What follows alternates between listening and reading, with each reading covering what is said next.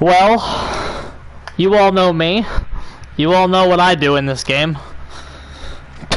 You all know how I have made a platform in this game.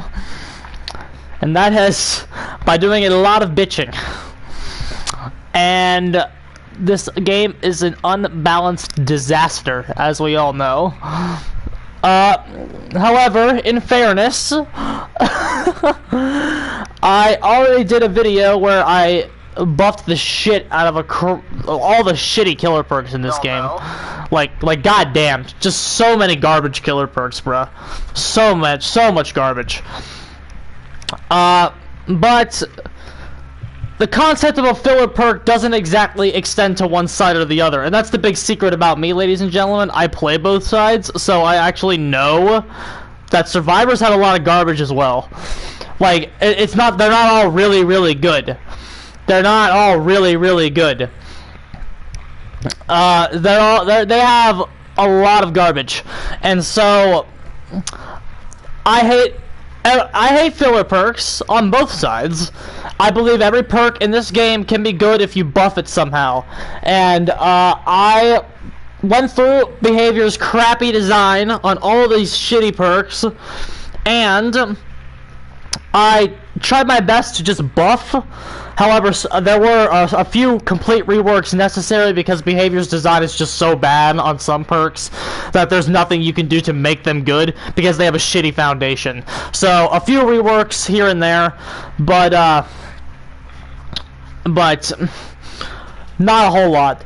Last thing, the one difference from the killer side is that there actually will be some nerfs in this because survivors had a lot of garbage. That's not just bad, they have a lot of garbage that's unhealthy for the game. So there's a few nerfs, not few and far between, not a whole lot, mostly buffs, because Behavior's design is just so fucking trash. Okay, anyway, speaking of bad design, let's go ahead and get started with this shit, bruh. Ace in the hole. Immediately you're hit with one of the worst perks in the game. What's this crap do right now, bruh? When retrieving an item from a chest, there is a 100% chance that an add-on of very rare rarity or lower will be equipped to it, and a 50% chance to find a second add-on also. And it allows you to keep any add-ons that your item has on escaping. Okay. That's bad. RNG is bad in this game. Did we all just know that? Okay, so what did I do to this perk? Okay, this is obviously a perk that no matter what you do to it, it's not going to be meta-defining, but you can still tweak it to make it more useful. I don't know if anybody's played Identity V, but there's a character called Lucky Guy who can pick what he finds in a chest, which is basically my buff for this perk. Well, obviously with some exceptions because keys are OP. So my ace in the hole is this. Allows the survivor to choose what they find in a chest from the following: yellow flashlight, brown medkit. The reason I have a brown medkit is because pharmacy has to have a purpose that separates it from this perk. Pharmacy gives you a green one, this has to give you a brown one. Yellow toolbox, brown medkit, or yellow flashlight. Once this effect has been triggered, you cannot select the same item again. So it gives you three. It lets you pick what you find in a chest for the first time, and then out of two options later. Basically, what I did to this perk was, like, let it be an actual ace in the fucking hole, where you get to choose what you need. You can use this perk for different things depending on the situation. Gen's not. You can even keep the first. You can keep the first effect too, but like Gen's not going well. Scoop up a toolbox. Fucking need a flashlight? Get a flashlight. It allows you to farm items too. It's actually decent. Need a quick heal? Get the fucking stupid brown medkit, bruh. Like it'll let you adapt what you use this perk for depending on the situation, which will make it better than what it's doing right now, which is, you know, nothing. Alright. Adrenaline. Oh, Jesus Christ. Jesus Christ, boys. Adrenaline. Has anybody actually ever read this perk? Like, fuck. Like, this perk does way more than you think it does. Instantly heal 1 health state and sprint at 150% of normal speed for 5 seconds. Adrenaline is on hold if you are disabled, and then when it triggers, it will activate upon being freed. So, like, when you get, say, from a hook, and it will wake you up if you're asleep, and it ignores exhaustion, but causes exhaustion for 40 seconds. Okay, so that's a lot to unpack, and this perk's obviously too good when you actually look at it. So, now that we're looking at it, what we're going to do to this thing. First of all, the fact that it ignores exhaustion is bullshit. If you're exhausted, you can't trigger another exhaustion perk. That's how the mechanic is balanced. So if you can just sprint burst twice in a row or dead hard and then get adrenaline like that, that's bullshit. So my amendment to adrenaline is obviously to nerf that. It no longer ignores exhaustion. And another subsequent nerf, activating adrenaline will exhaust you the rest of the game. Screw that, bro. Screw getting adrenaline and then having more. Like, if you're gonna run this high risk, high reward perk, we need to have an actual risk involved.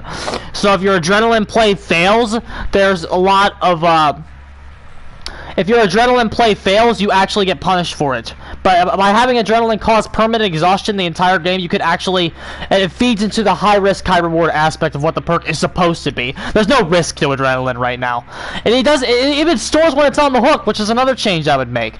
No longer activates on hook survivors. Bullshit. Bullshit. If you want me to actually believe that this perk is high risk, high reward, we need some actual fucking downsides here. And right, because right now, any potential downside of adrenaline is ignored by the perk's effect. If you're exhausted, it ignores that. Oh, you're hooked? Ignores that too. The damn thing just ignores everything that could possibly make it high risk, and that's absolute crap. So, by giving it these tweaks, it will become an actual high risk, high reward perk, as it's supposed to be. If your adrenaline play fails, you're fucked. And essentially, as you should be. Aftercare. I like this perk, bro. You, every time you get a safe hook rescue or hero survivor, you get to see the survivor's aura permanently. This perk, until you're hooked. This perk is actually very good. It's actually very underrated. And, if you do not run this perk, especially if you run mostly solo queue, it's actually very, very good. It gives you and the teammate information, and of course you have the most information because you could see everybody's aura, which is actually, combine this with object of obsession, you could, or empathy. I mean, you could say that about any aura ring perk. You could potentially see everything that's going on the map, which is actually insane. So this perk's actually very good if you can use it right. It's a perk that helps with solo. I mean, of course it's not fucking borrow time, but you know. Fuckers. This is actually a really decent perk and doesn't need any adjustments. It's actually really good. Alert, another underrated perk. Your survivors actually have a lot of underrated shit. There's a lot more leave as is than there is on killer side. Survivors actually have a really diverse toolkit that you actually like don't get to see used a whole lot because they always run their fucking bullshit. They run their unhealthy stuff all the time, to the point where if you actually read some of their healthy stuff, it's actually really neat. And Aftercare and Alert are two examples of that. Whenever the killer picks a pallet, breakable wall, damages a gen, their aura is revealed for 5 seconds. That's actually pretty good. It's good and it's healthy, and it's very good. It gives you information when the killer is hitting a gen. Usually, it can tell you if the killer is using Pop Goes the Weasel, for damn sure. Like, if they hook and then immediately kick a gen, what the fuck do you think they're doing? It can give you some, if they kick a pallet and you're behind a wall, like on the game or something. This is actually very good. This actually has a lot of utility, especially on some of the indoor maps. So, this is a very good perk. Doesn't need change at all. Any means necessary. Here's some trash. Well, it's actually not trash, because when you actually think about it, if you actually pick that pallet up, especially what pallet is, like, that could be insane. Of course, any good killer is not going to leave many pallets up for you to use this perk on, which, like, it's kind of a flawed concept in its inception because of that, but if you pick up a pallet, especially if it's a good one, like, shit, like, that could actually really ruin the killer's day. So, the only change I gave it was just take the cooldown off. It doesn't need a cooldown. It's like, it's okay, but like a killer has all the control over this perk, which is why it's bad. So like taking off the cooldown doesn't make it good, but you can't exactly buff it without making it stupid. And that's another thing about survivor perks, especially ones we'll get to down here.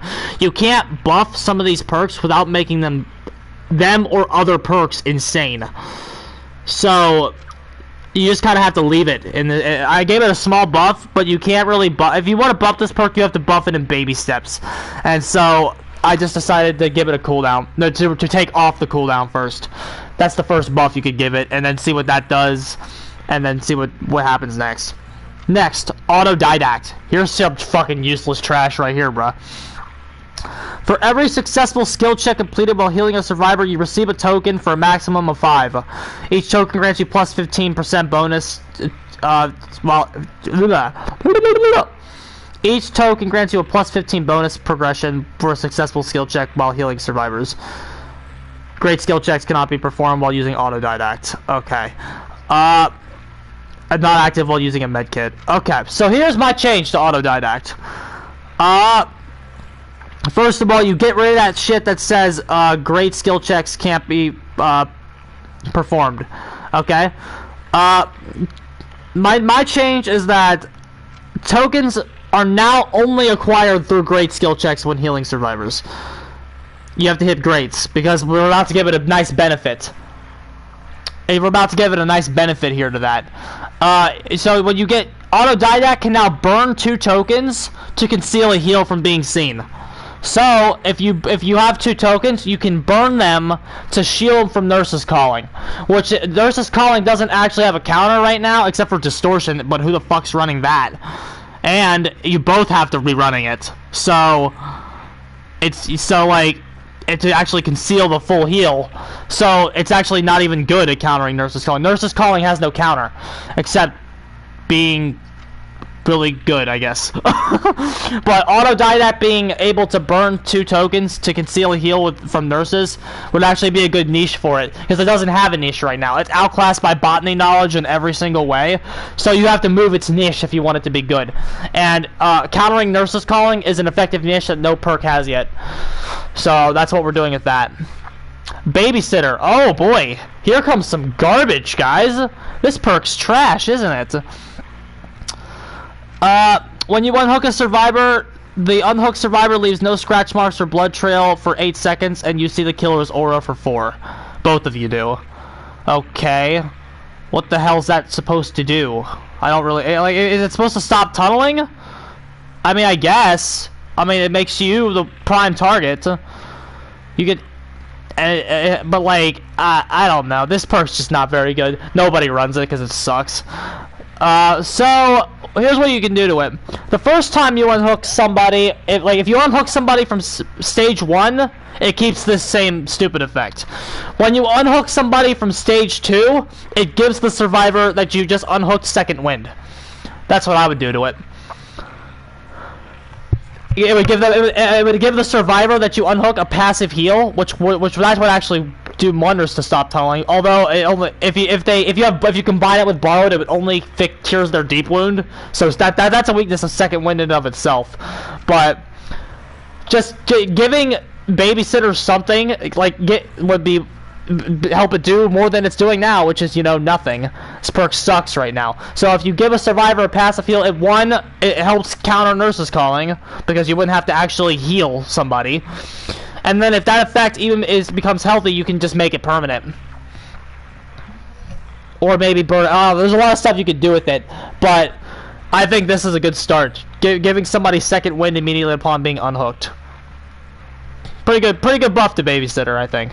Balanced Landing. This perk is fine, clowns. This perk's fine. Shut up. The nerf it got was completely justified. Anything that's on cooldown should not have an additional effect. Like what the fuck? The fact that Balanced Landing was the only exhaustion perk in the game that gave you an additional benefit while you were exhausted was crap. And I've said that before on this channel. The Balanced Landing nerf was completely justified. Is it good? Is it good now? I mean, it's all right, but like, it's an exhaustion perk, and exhaustion perks are inherently good, except for head on. But this perk's fine. It doesn't need a buff. It's fine. Alright, Better Together. Better Together helps you take advantage of broken gen speeds. And so you really can't touch it very much. The only thing I would do to Better Together is change the aura reveal color. Because right now it's right now Better Together and Trail of Torment have the same aura reveal of the gen. And since Trail of Torment's getting a huge buff where like the killer is fucking undetectable until that gen is touched, it might be nice to distinguish the two perks, because Trail of Torment might become insane after this patch. Probably not. It'll probably be average, but now that Trail of Torment might be fucking usable, it's probably good to distinguish the two. So just change Better Together's gen color to white. Blood Pact. I like this perk. This perk's actually very good. It's one of them things that help with solo queue. So, I gave it another buff because right now, like, it's an interesting concept on paper, but the problem is all the other aura seeing perks in this game don't have like gimmicky bullshit like this. When you or the obsession are injured, you see each other's auras. Upon the obsession being healed, upon you healing the obsession or the obsession healing you, you both gain the haste status effect until you're no longer within 16 meters of each other. Okay, my buff is that the aura reveal lasts 30 seconds longer after the heal.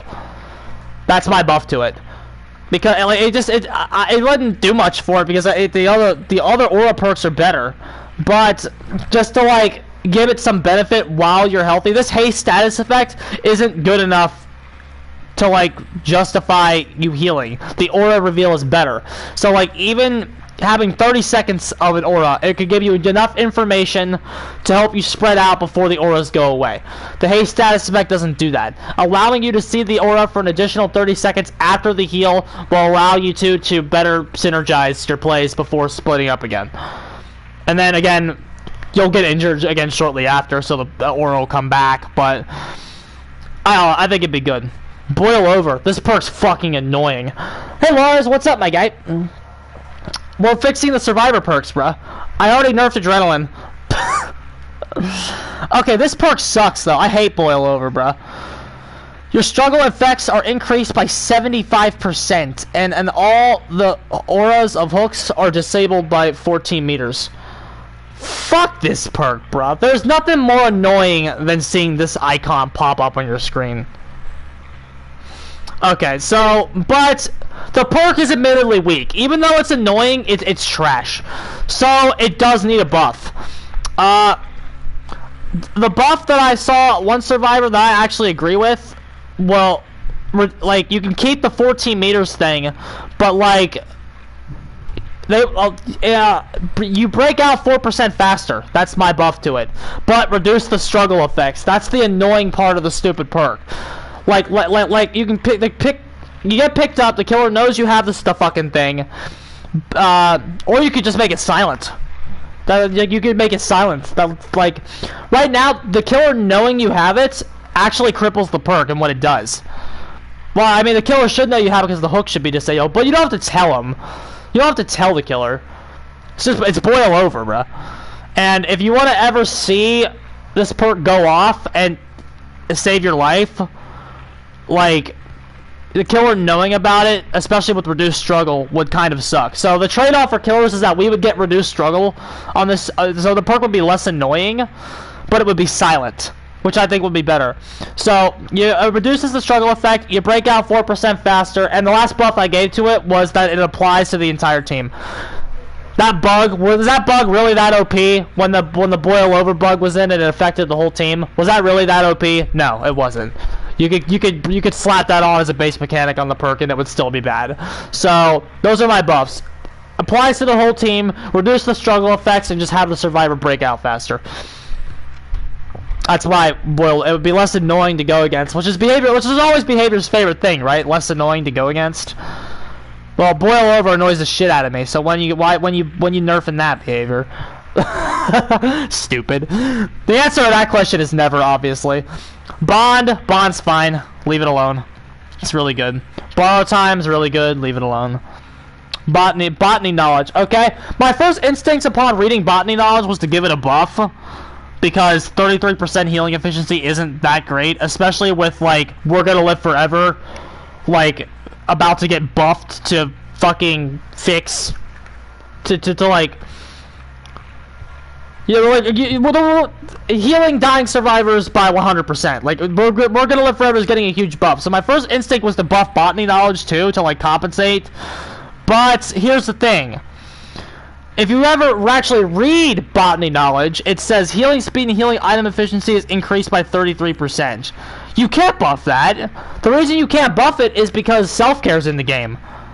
Self-care and desperate measures. You can't buff botany knowledge. If you buff botany knowledge, self-care becomes dumb. So you kind of have to leave it. It's not even that it's botany knowledge's fault. Now you could just say healing others and then give it a small buff, but as it's written right now, which I mean I could have done that if I was actually like trying to give it a buff. You could like say something like healing others is increased by 50% permanently. So you could do that, but like as it's written, you can't buff it. You'd have to change it somehow, because stacking was self-care can't be meta ever again. Self-care when it was meta was unhealthy for the game, and it can't stay. And I think everyone knows that. The fucking horror stories of 4-second self-care. What's the percentage on sloppy? Like 20 something, right? I don't know what the percentage on sloppy is. It's better than Thana. It's better than Thana. They don't like the combinations though, Lars. That's what they don't like. They don't like when you stack them. When you're stacking sloppy and Thana, that's when they don't. That's when they start to hate it. Okay, breakdown. Again, my first instinct on breakdown was to give it a buff because, like, on the killer side, like. Compared to 56%, definitely not 56%, I'll tell you that. Sloppy's definitely not 56%. Yeah, my first instinct was to give Breakdown a buff because, like, who cares if one hook is broken for 3 minutes? But it also shows you the killer's aura upon being unhooked, which is what Babysitter does too, admittedly. And Babysitter is not very good. So you could buff the number on the aura seeing ability if you really wanted to, like buff it like to 10 or something, or even 15 even. 15 seconds of breakdown aura reveal, it would be all right. But seeing the killer's aura upon being unhooked, especially when they're far away, is very good. It provides information when you're on SWF, so you can't really buff it too much. So I just left it alone. I think breakdown's okay. 6-second aura reveal to the killer helps your team. It's not anything. It's alright. It's okay. You can't be hooked at the same. That allows the team to have Sabo plays. So it's okay. Breakout. Breakout's another annoying perk. The thing about Breakout is that it's silent right now. It's the kind of that buff I suggested for Boil Over, where it's silent. You don't know it's Breakout that's killing you. Basically, if anybody's running next to you, you have to assume Breakout. Within 6 meters of a carried survivor, you gain the haste status effect and move at an increased speed of 7%. The carried survivor's wiggle speed is increased by 20%. Okay. Okay, and so my buff is that, so like, this is a very specific situation, right? Needs a visual cue for killers. I kind of agree, dude. Breakout is it's way too big of a number to like. It's way too big of a number to be ignored. If somebody's next to you, you have to assume they're running Breakout. Because if they are running Breakout, you're going to get absolutely fucked. So, but in order to make it a little more general, you have that haste status effect, right? My buff for it is that you can keep that haste status effect for 60 seconds. And then after the haste status effect goes away, it gets a cooldown of 30 seconds. Too bad agitation isn't meta. Agitation should just be fucking base, if you want to know the truth. That's one of the many killer perks that you should argue should be base. But yeah, that's my buff for Breakout. It's bad, it's situational, so that's how you can make it a little more general. Keep that haste status effect to do something in a chase with it for 60 seconds. Okay, especially if the killer actually manages to get the hook and you need to quickly get away. It's a slight boost in a chase for situations like that. Okay, buckle up. My perk! Buckle up! Trash.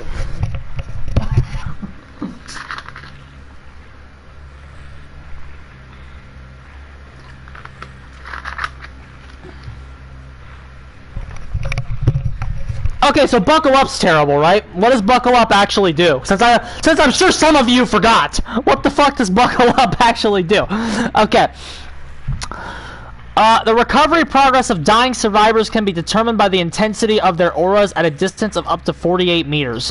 When you heal a survivor from the dying state to the injured state, both the healed survivor and you can see the killer's aura for 6 seconds, okay?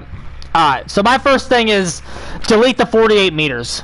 Like, screw that. It doesn't help the perk do anything. The 48 it also doesn't help limit it. It doesn't really do anything. The 48 meters actually hinders it because you won't be because you don't know if the guy's recovering or not. You don't know what's going on. So just get rid of that. And then additionally, you can see the killer for 6 seconds, right?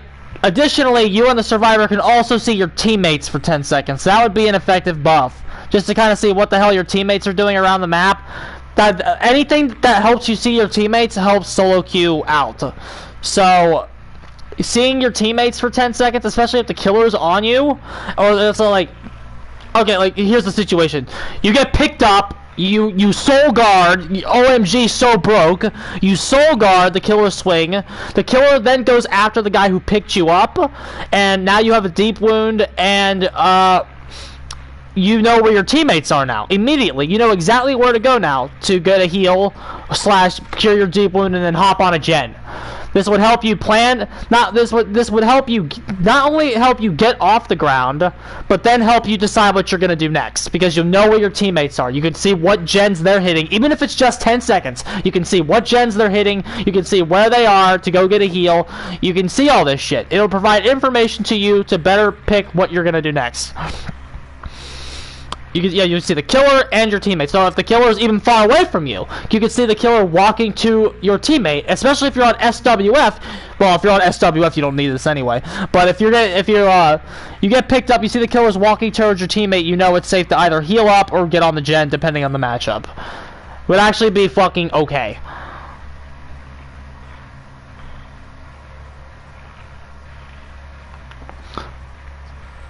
Okay, so that's what I would do to fucking Buckle Up. It still wouldn't be like top tier meta OP, but it would certainly be better.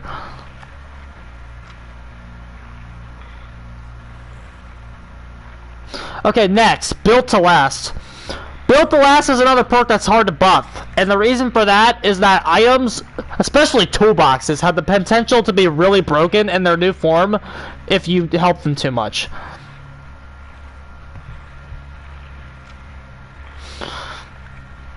So you kind of really can't buff it, and flashlights are already dumb as they are, and so it's fine. It's actually fine.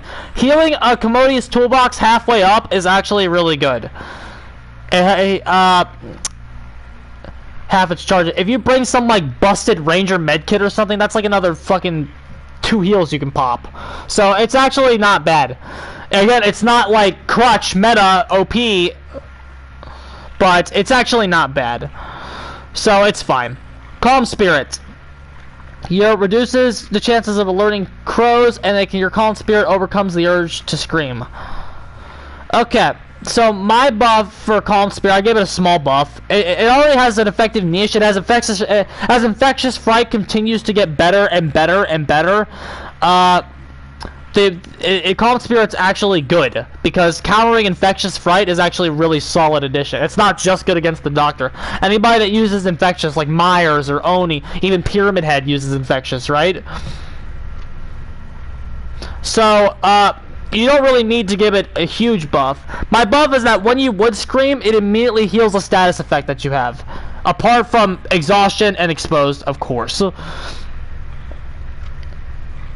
But like if you're mangled and then if you're mangled and then you would scream like a Doctor static like if a Doctor equips Sloppy Butcher and then you have Calm Spirit, every time he would static blast you, it gets rid of your mangled status effect, which would actually be pretty good. Again, not many killers run Infectious, but like it would actually be an alright perk if you did that to it. It'd be better. Just one tiny benefit that could do a long way of countering any sloppy butcher that the killer has. Okay, so next, camaraderie. This is an awkward perk. No hinder with clowns since they... Well, no. I'm not... Obviously, if they're getting hit by a snare or a clown bottle, that wouldn't apply. I actually have to make that distinction down here because the way I reworked object, but yeah, it wouldn't apply to killer powers, obviously. Camaraderie. While you were on the hook in the struggle phase, camaraderie activates. If another survivor is within 16 meters of your hook while camaraderie is activated, the struggle phase timer is paused for 34 seconds. I thought it was awkward that it said it has to be a survivor. The buff that I would give this perk is why doesn't it work when the killer's within 16 meters of you? It's there to counter face camping killers, right? Well, if it's relying on a survivor being within 16 meters, it's not doing a good job at that because the survivor's within 16 meters, which is going to get them hit by any smart face camper. Okay. Face camping is powerful, guys. There's a reason that behaviorists have been trying to make this idea unappealing since it come out. The idea is inherently strong. Now, it's not that like face camping is OP, like you should be face camping after every hook. Situational face camps can win games. And anybody that doesn't understand this is not high level at this game. Situational camps, situational face camps win and lose games sometimes at the highest levels. So, if the killer's within 16 meters of you, trying to get a situational face camp off, having an extra 34 seconds to do gens is crippling. Especially if you're an SWF. If you're an SWF and the person that's getting face camped has camaraderie, and then you have your if you clown bottle strong with 8 stacks to save the best for last, that's a fucking down right there, dude. That's not only a secured kill, that's also an additional down. Save the best for last gets the first hit, bottle to interrupt the save, boom, down. So camaraderie would help because if someone's actually being forced to face camp you and they're within 16 meters, you can just say, hey guys, I got 34 extra seconds with camaraderie, powerful through 2 gens before you come get me with borrowed time. So, I just thought the idea is there, but the word they messed it up. They messed it up. So the effect needs to. The effect just needs to fucking work when the killer's within 16 meters of you.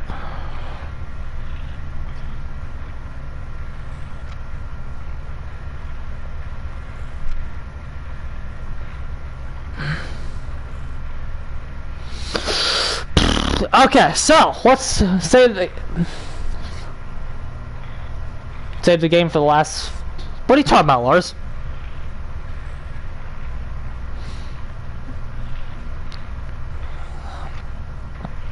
Okay, so let's go ahead and move on. That's all I have to say about that perk. Dance with me. This perk's actually an underrated monstrosity if you can use it right. It's one of the best spirit counters in the fucking game. It has a separate cooldown from exhaustion. This perk is actually this perk's actually kind of bonkers. Lose scratch marks for 3 seconds after vaulting a window. If a spirit's phasing and you fucking do a fucking fastball, combine that with quick and quiet, the spirit can just easily lose you. Which is, I mean, I know it's not dead hard, but maybe you have to actually hear me out here. Try a new build to beat different killers. Maybe there's this thing called a matchup, and the same 4 perks don't beat everybody. What a concept, right? What a concept. So, Dance With Me is actually pretty good. And even, like, if you're at this awkward tile, like, if you're at, like, a god window or something, like, there's a few god windows left in this game. This perk could be super obnoxious on fucking, This perk could probably be really obnoxious on Disturb Ward with all the with the force vaults and the killer having, especially at that one force vault. On Larry's, this could probably be annoying. Like, there's so many places that this perk can just be annoying. And so it's actually fine. Leave it alone. 40-second cooldown, it's good, bruh. It's pretty decent. Dark Sense. Each time a generator is completed, the killer's aura is revealed to you for 5 seconds. When the last gen is powered, the killer's aura is revealed for 10 seconds. I gave this perk a buff as well. The buff that I gave it was that teammates are also revealed. There's not enough perks that reveal teammates. This is a big reason why solo queue sucks so much ass. Not knowing what your team is doing is awful. Is awful. Like, this is a perk that could arguably be base for survivors. Solo queue is just garbage, and a lot of these buffs are dedicated to make the perk function better in a solo queue environment. And seeing teammates upon the completion of a gen, it would actually be fucking huge when you're for solo queue squads. It'd be huge. For all 4 of you, again, provided you're all decent and not just awful, all 4 of you being able to fucking see each other. Like, you could even make that say all teammates can see each other. Like, you could, like, one person bringing Dark Sense would apply that effect to the entire team. Being able to see each other is just so helpful. It's just so helpful. It would kind of make the game, it would bring that SWF-like feel to a solo queue group.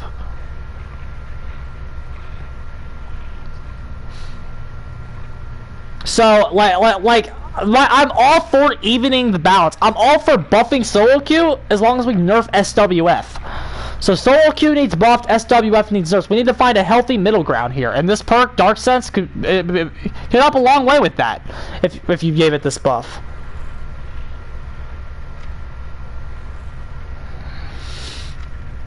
So that's my buff for Dark Sense. Dead Hard. Okay, so let's talk. Let's scrape. Let's. God, this perk, bruh. Okay, let's talk about Dead Hard. Okay, when Dead Hard is when Dead Hard's being used to actually dodge a swing, it's actually not bad. It's actually not bad. Like the survivor read you swinging and they got rewarded for it with a dodge. That's not bad. What's OP is Dead Harding for distance. Dead Harding for distance is OP. This is actually just non-counterable if it's used right. The reason that this is the best exhaustion perk is that there is nothing the killer can do about it except take it. And well, like Sprint Burst, you have some. I mean, a lot of the other exhaustion perks, you have to. It's not even that. No, hold on. Let me rephrase that, because if somebody uses life, you just kind of have to take it. The reason that what makes an exhaustion perk good is how specific its activation is. This is another reason why Sprint Burst is so good as well. The weakness of life and the weakness of balance landing is that you have to be at specific places for those perks to go off. So, like, if you get Shelter Woods, what balance landing perk? Like, what are you talking about? Or if you are, like, at a dead zone with life, yeah, you can't make a window, all you have is a weak pallet, you could potentially get down by a Bubba with an instant down. So, like, life might not help you. Dead Hard is so good because it doesn't matter where the fuck you are on the map, this perk is useful.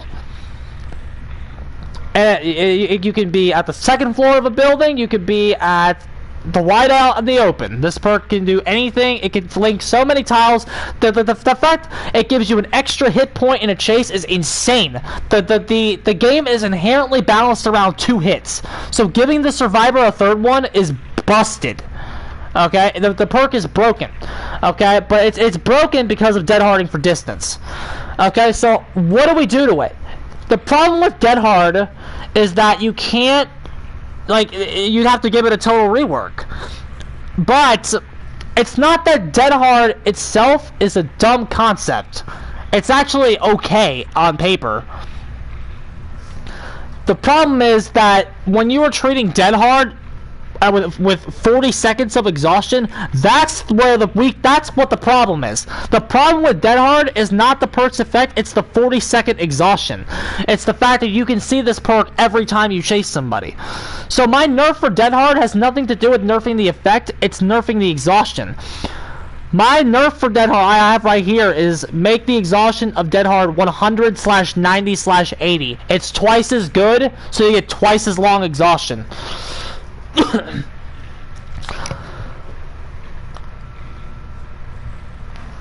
That makes sense. It's twice as good as life, so you should get twice as much exhaustion. That way you don't see this damn perk every single time you chase. And the legitimate drawback is you might not have this perk on your second chase. If the killer knows you have Dead Hard, sees your aura with barbecue, and sees that you're still injured, he hightail your ass all the way over there to you, bruh. And then you still might have 20 seconds of your exhaustion left from using Dead Hard. So you might not see it your second chase. You might only get it on your first and third chases, which is huge. Giving the killer a second hook on you with no Dead Hard means another pop goes the weasel, increased snowball pressure potentially, which another down, and that can lead one down can often lead to another down. Like giving the killer, like basically what this would do, it was hopefully would tone Dead Hard down enough to where the killer would go see a chase without it, which means you would be an easier down on your second chase. Maybe. I mean, 80 seconds. 80 seconds is a pretty big exhaustion time, and I think this would do wonders for toning the perk down. Like it has a huge exhaustion, so yeah, you can use it anywhere. But like the very less specific, the more specific life has a way smaller exhaustion.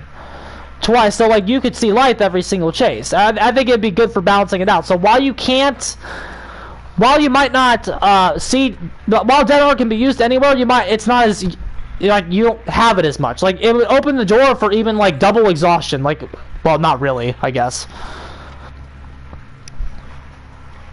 Like you could it would bring the possibility to run Life and Dead Hard together again, because like if you don't want that 80-second exhaustion and you have a nice window, you could use Life instead of Dead Hard. It would give you the option, I guess. I don't know. It's interesting. I think this nerf is just what Dead Hard needs to become a more fair and balanced perk. Just bigger exhaustion, much bigger. Next, Decisive Strike.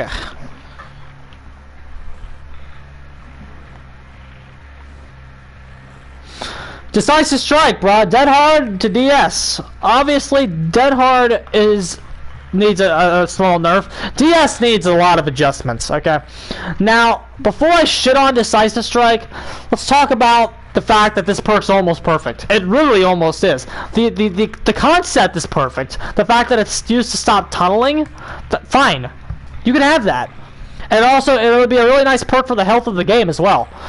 The problem with it is that there's too many loopholes around its effect. There's too many ways to cheese out a Decisive Strike.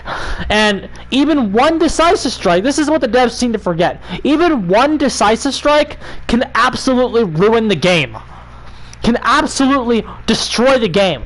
So, when you have this perk too accessible, this is why I say it was buffed. Low key. It being too accessible can destroy a game. One DS can ruin a game for you. Anybody that's played Killer knows this. Just one Decisive Strike can absolutely cause a 4-man escape. So, what do we do to it? We need to make it stricter. We need to have it do what it's supposed to be doing, which is stop tunneling. Because right now, it doesn't just stop tunneling. If the killer has a lot of pressure on the board, there could potentially be 3 or even 4 people with Decisive Strike active. It's bullshit. If the killer has a lot of pressure, they should not be, like if the killer's rapidly building that snowball, they shouldn't just hit a brick. Like, the problem is, DS turns your momentum, like, DS makes you slam into a brick wall occasionally. And if they have Unbreakable, it's what the devs like to call a lose-lose situation. So remember, they just nerfed Thana because of a lose-lose situation? I fail to see how the small PP build isn't a lose-lose situation. The small PP build shouldn't be in the game. Dennis Games, what's up, my guy? So I fail to see how DS and Unbreakable is not a lose-lose situation. So, how do we fix Decisive Strike? Okay, the solution I've proposed here isn't exactly rocket science. I think Oates Vara actually just proposed it in his community patch. It's literally the same change, and I made this before he did. When another survivor is hooked, the timer of DS immediately shuts off. You're not getting tunneled anymore. If somebody is hooked,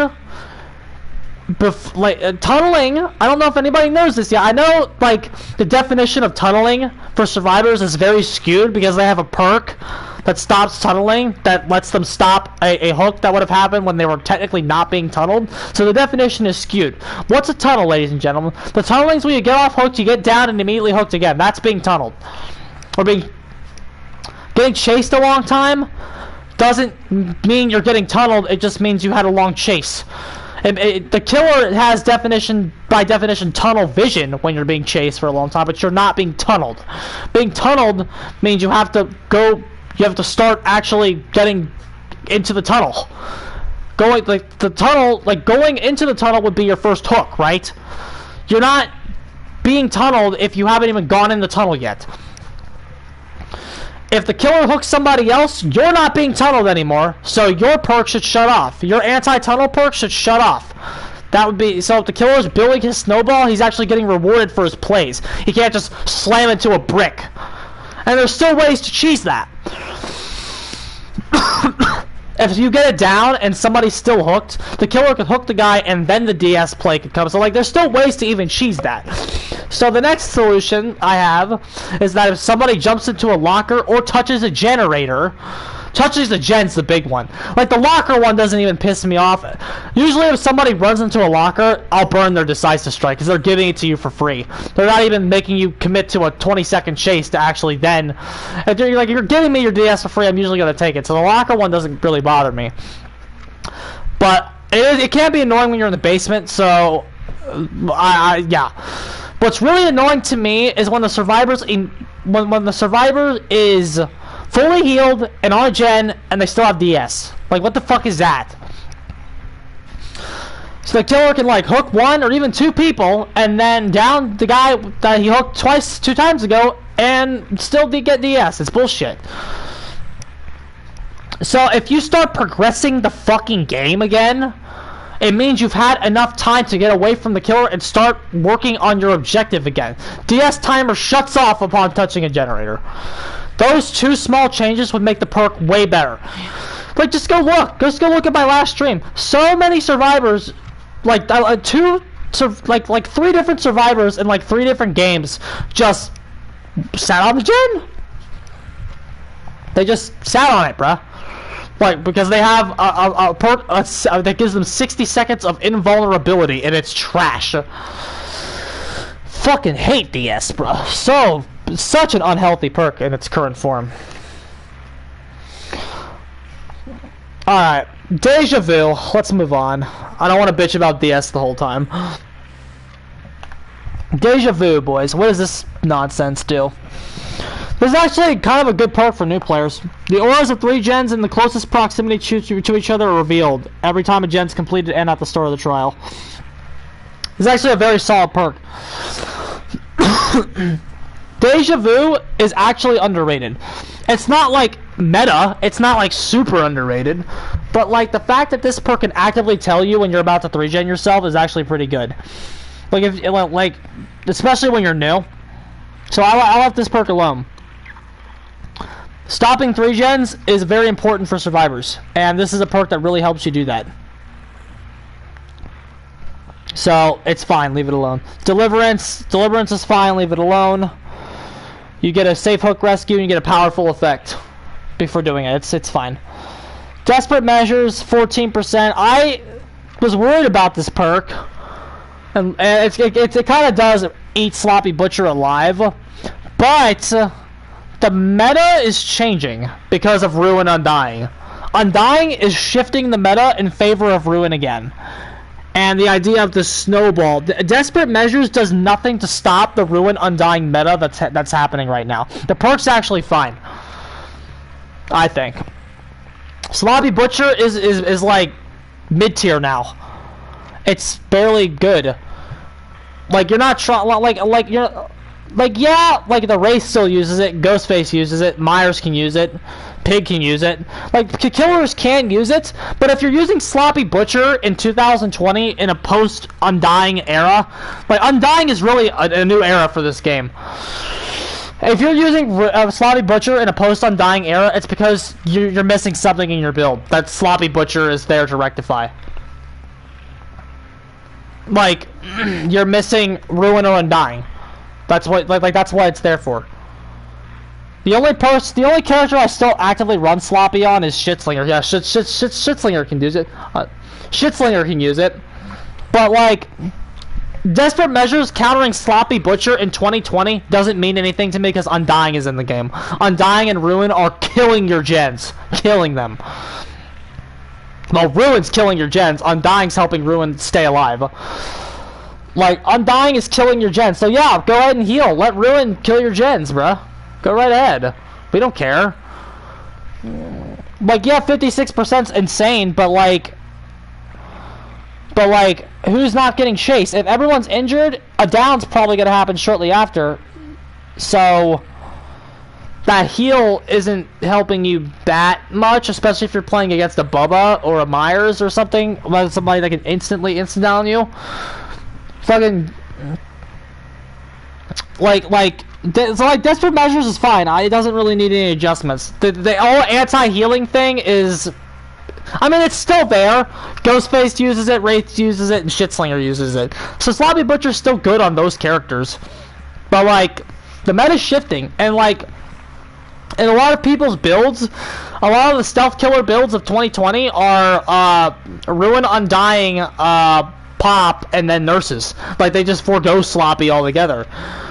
Because they keep Pop, because obviously, if you're playing a good team, ladies and gentlemen, here's the big secret about why Pop is still used. You want to know why Pop Goes the Weasel is still used?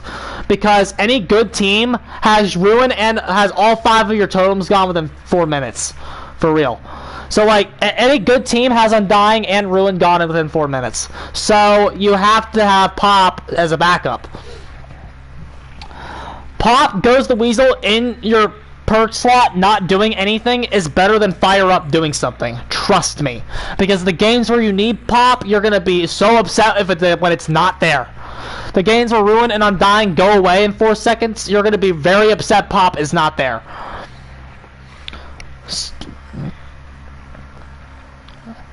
Surge is not as good as Pop, bruh. Not even close. When Ruin and Undying go away, you're gonna wish you had Pop Goes the Weasel. If anything, you could replace Barbecue with that.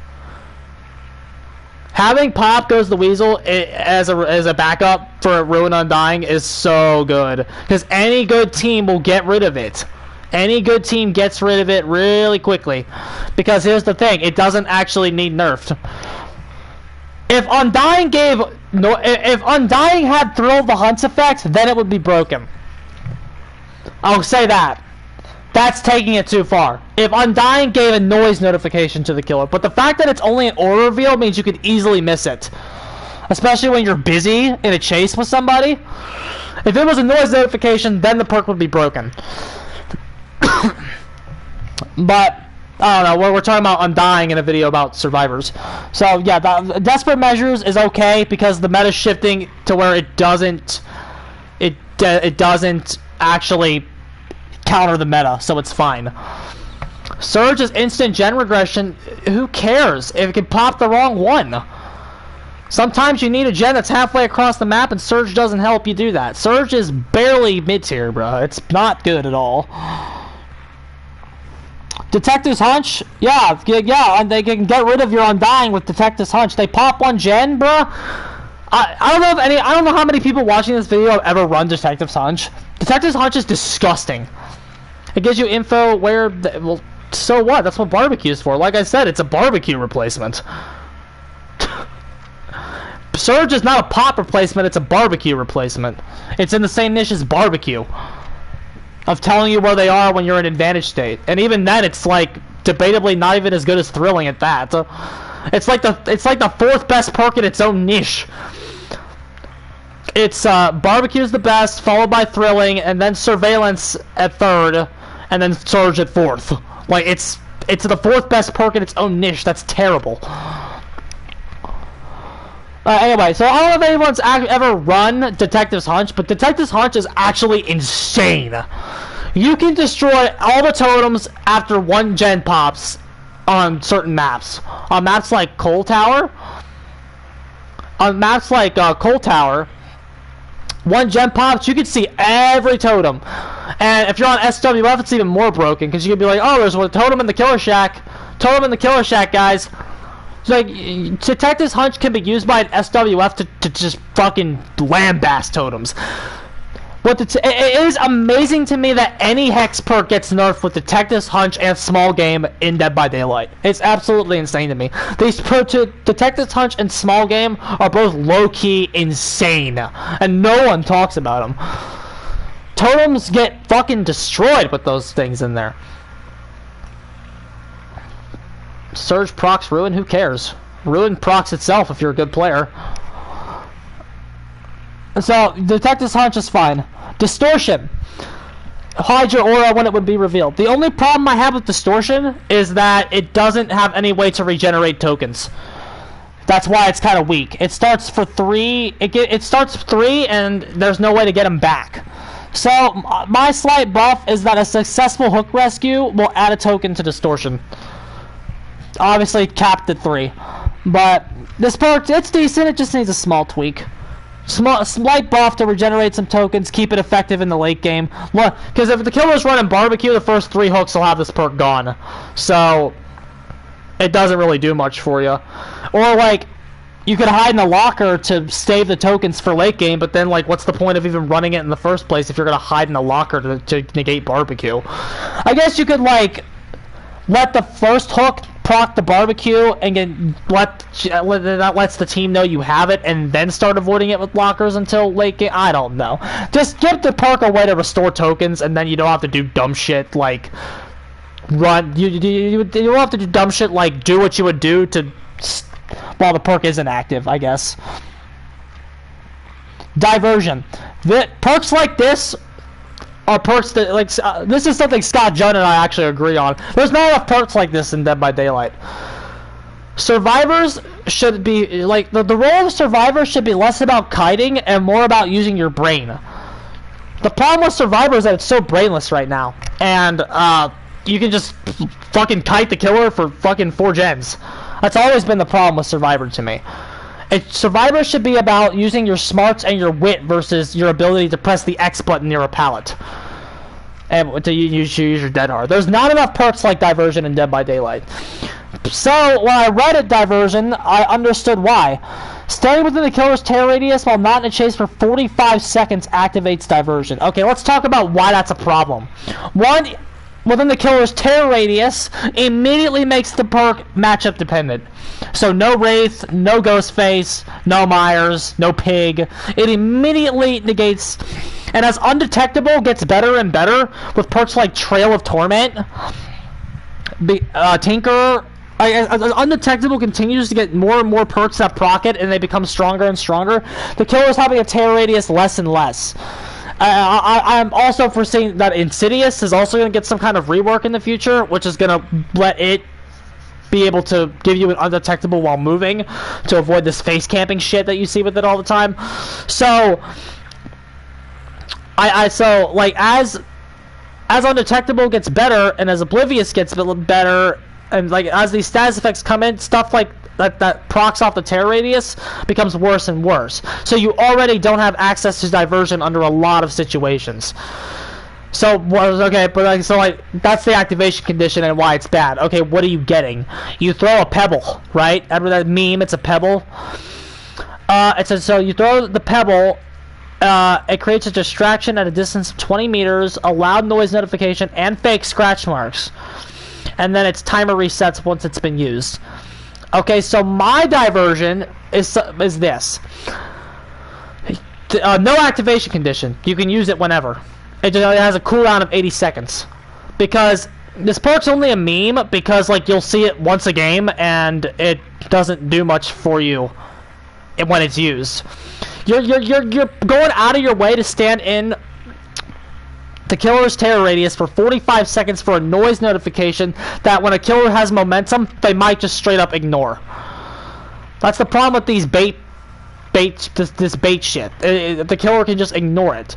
So by giving it more access, giving you more access to it and giving it a cooldown instead of an activation condition, what it does for the perk is it allows the perk to be it makes it more accessible. You'll be able to throw a pebble 3 times a game versus maybe once if the killer's playing the right character. And using the perk more often means it'll work more often, and when it works more often, it'll be better. So, and then if it's better, it might open up a new play style, and then we can take the meta in the crafty direction that the survivor meta should be, rather than this kite and loop endlessly crap. Diversion is a perk that can help shape the survivor metagame of the future if they do it right. If they buff the shit out of diversion, red herring, and add a ton more perks like this, and then nerf the maps, it's gonna force perks like this to be viable and be good. So I really hope that they take survivor in this type of direction instead of fucking loop endlessly and dead hard to a pallet at your busted structure. Okay, next, empathy. Empathy is actually really good. Empathy is actually really good, and anybody that's run empathy before knows it. So, empathy is fine, leave it alone. Fixated. You can see your own scratch marks, that's fine. That's fun, and you walk faster 20% while injured. Okay, I think the buff this perk needs is just let them walk 20% faster in general. This could be really, really good with Iron Will and Lucky Break if you just let it work while it was injured. The fact that it doesn't work while it's injured limits its synergy, and not in a way that helps it. It just makes it bad. You can see your scratch marks, that's kind of cute, but like the fact that the people are running this effect for the 20% faster walking. Good survivors already understand those scratch marks, so red ranks are going to use it for that reason. But if you have them walk 20% while injured, it gives them synergy with Iron Will and Lucky Break. So it would actually be gimmicky in a context like that. Iron Will, Sprint Burst, Fixated, and Lucky Break. There's a gimmicky stealth survivor build to slap on your Claudette. So yeah, you could just do something with that. Maybe replace Urban Evasion. Obviously, this doesn't help against the Hag, which is why Urban Evasion is better. It doesn't help against the Hag or Pyramid Head, because you have to be standing. So I think just because you have to be standing means that this perk will never be better than Urban Evasion, no matter what they do. Because Urban Evasion lets you get over Pyramid Heads, Trails of Torment, and bypasses Hag traps. So it's always just going to live in Urban Evasion's shadow. Unless there's something you can actually do with your scratch marks in the future, I don't know. That's why I think about Fixated. Flip-flop. Yeah, this is trash.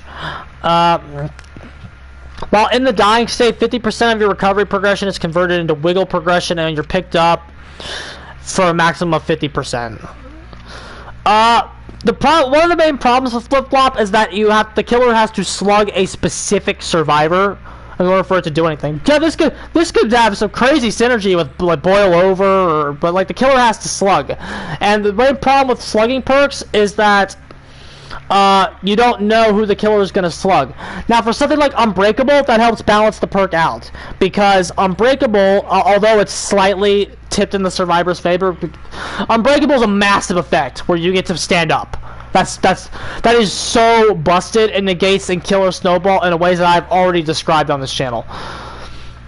Flip-flop, however, is not as game-breaking. So a buff you could give it is that it applies to the whole team. If you let the perk apply to the entire team, it doesn't matter who the killer slugs, the perk could go off. Like you could actually save someone else's life with this perk, you know what I mean? Just by equipping it, it'll apply to your team. It doesn't matter who you're slugging, it doesn't matter who the killer slugs, it's just, it just goes off. This would have been really stupid back in the day when DS worked off of the struggle meter.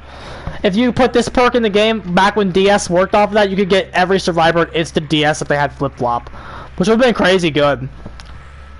So that's the buff I'd give it. Just let it apply to the team.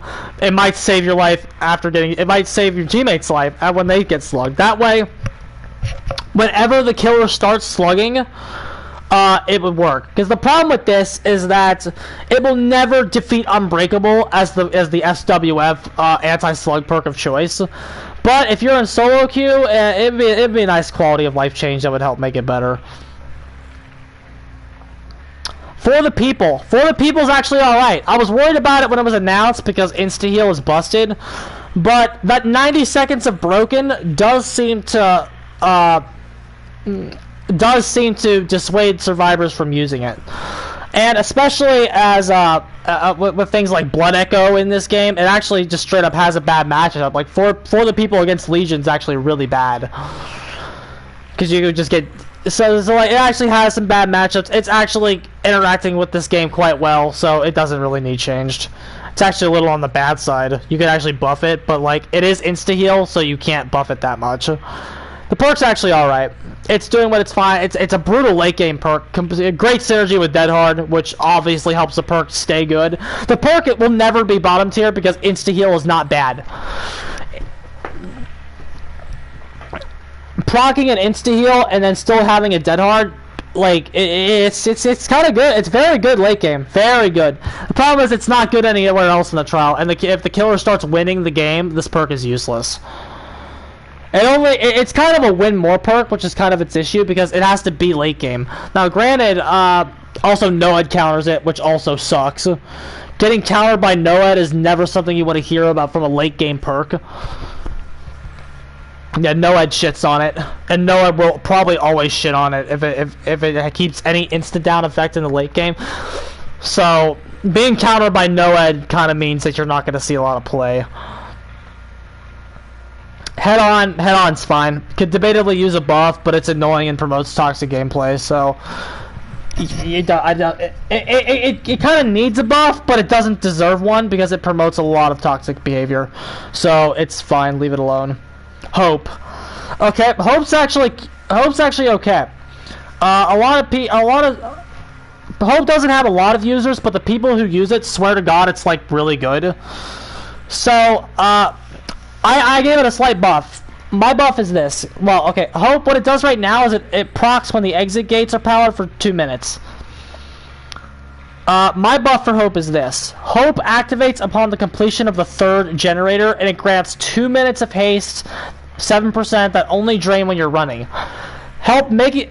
This perk, stopping downs late game, could help proc the final gens and then proc the exit gate itself. By giving it a better frame of actually working, and then having it only, like...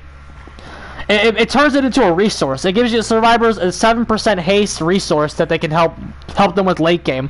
Because like the weakest time to be a survivor ever, of course, I mean, if the killer's winning and you're all slugged at 3 gens, I mean, obviously the killer won already.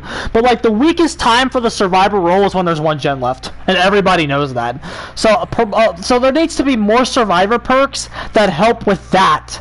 Versus the exit gate. Like there needs to be more survivor perks that help with that final generator, the final 2 gens.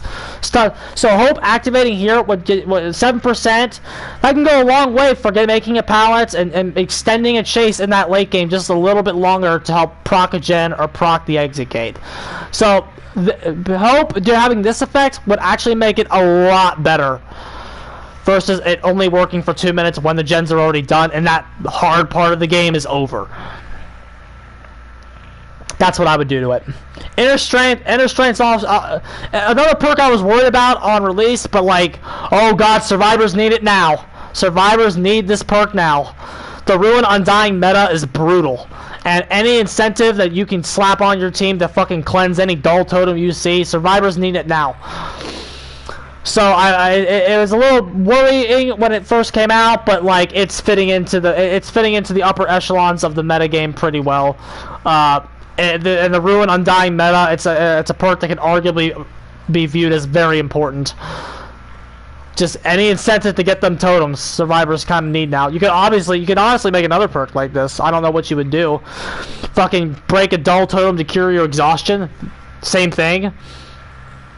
That'd be kind of a nice perk for survivors. Break a totem, enter a locker, cure your exhaustion in 8 seconds. That'd be good. And that one might be too good, actually. Healing your exhaustion is probably better than healing a health state.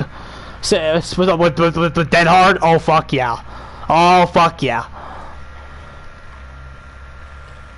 Iron Will. I gave Iron Will a nerf. Grunts of Pain are reduced by 100%. Okay, first of all, the first thing that you do to Iron Will is, I don't know if it's just a bug that... I don't know what the sound issues are in this game.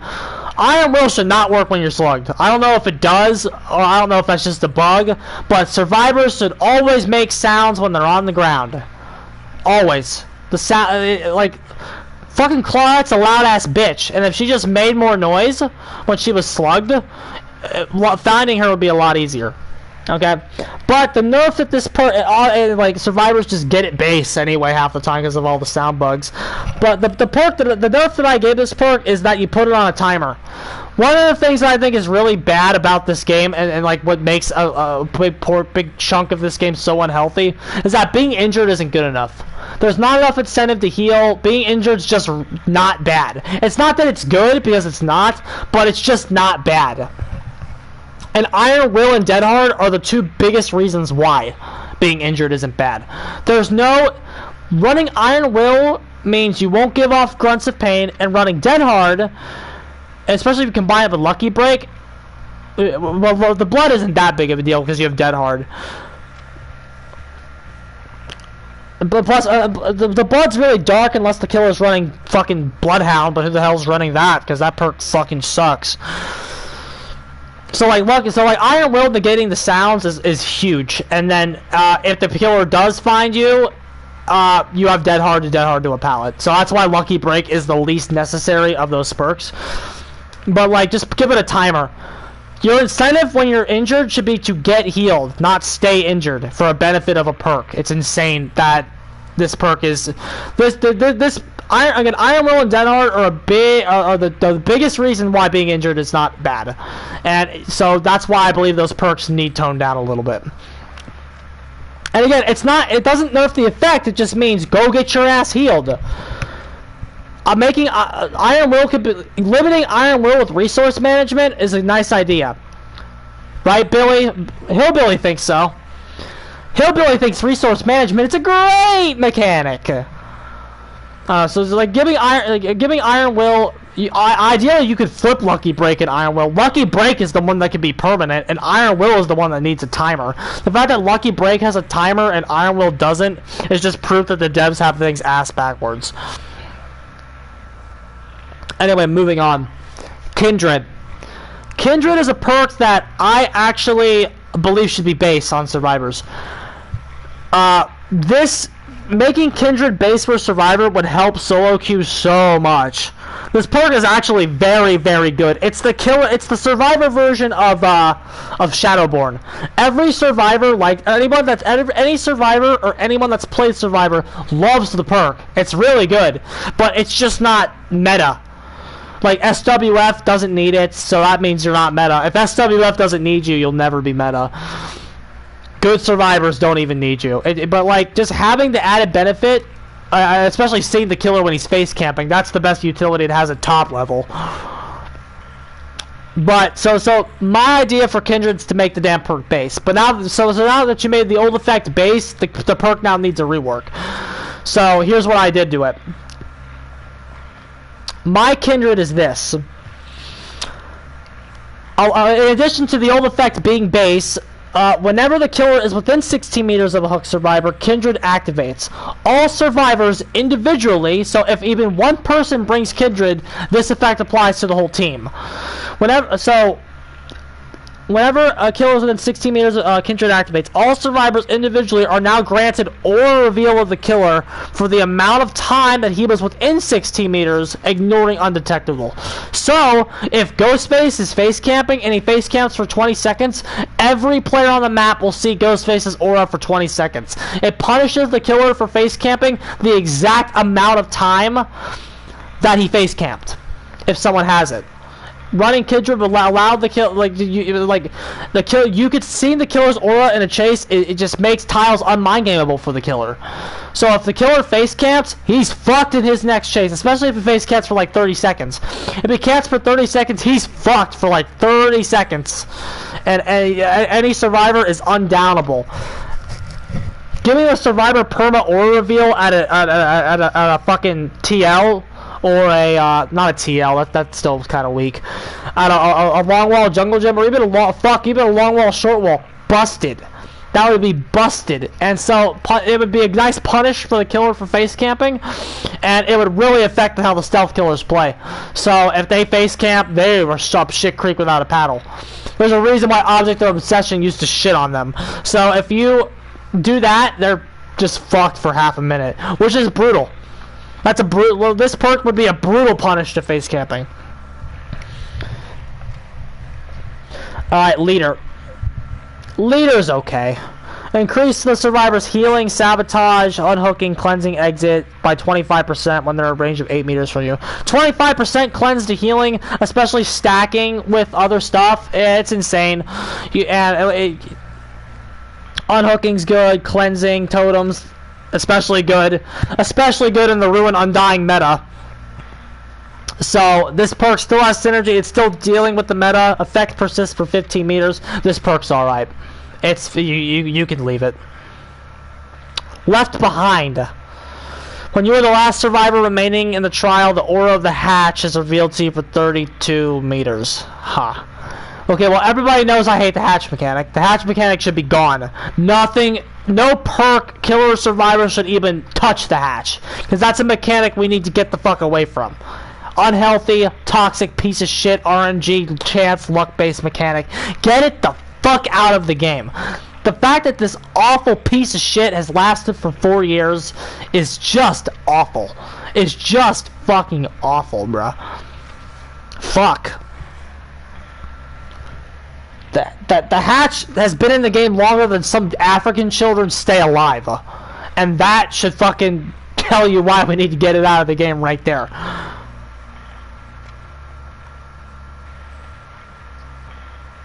So what do we do to Left Behind now?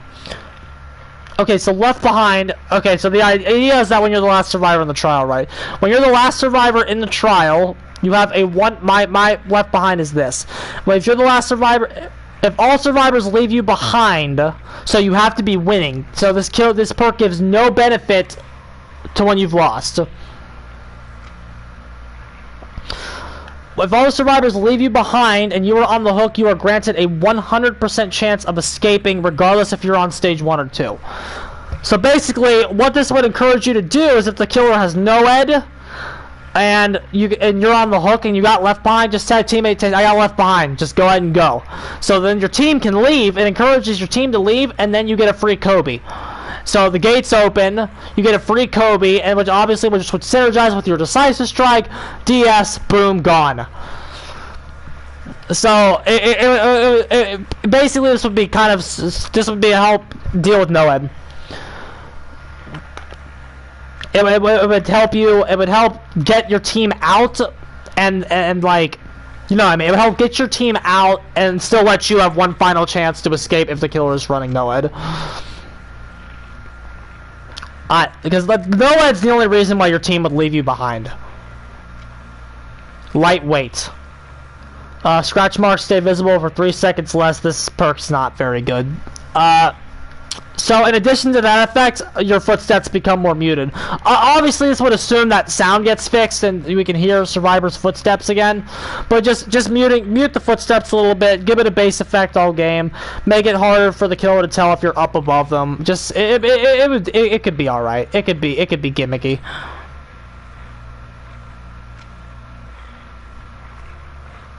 So that's what you would do to that.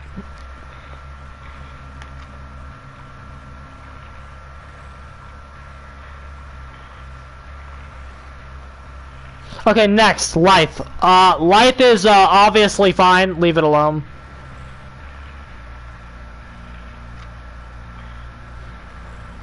So don't have anything to say about that. Life's fine. Leave it alone. Lucky Break. When Lucky Break is active, you won't leave trails of blood for 180 seconds. Now, again, that timer should be on Iron Will. 180 seconds should be on Iron Will. Debatably less on Iron Will. Iron Will could have fucking 100 seconds, or 120.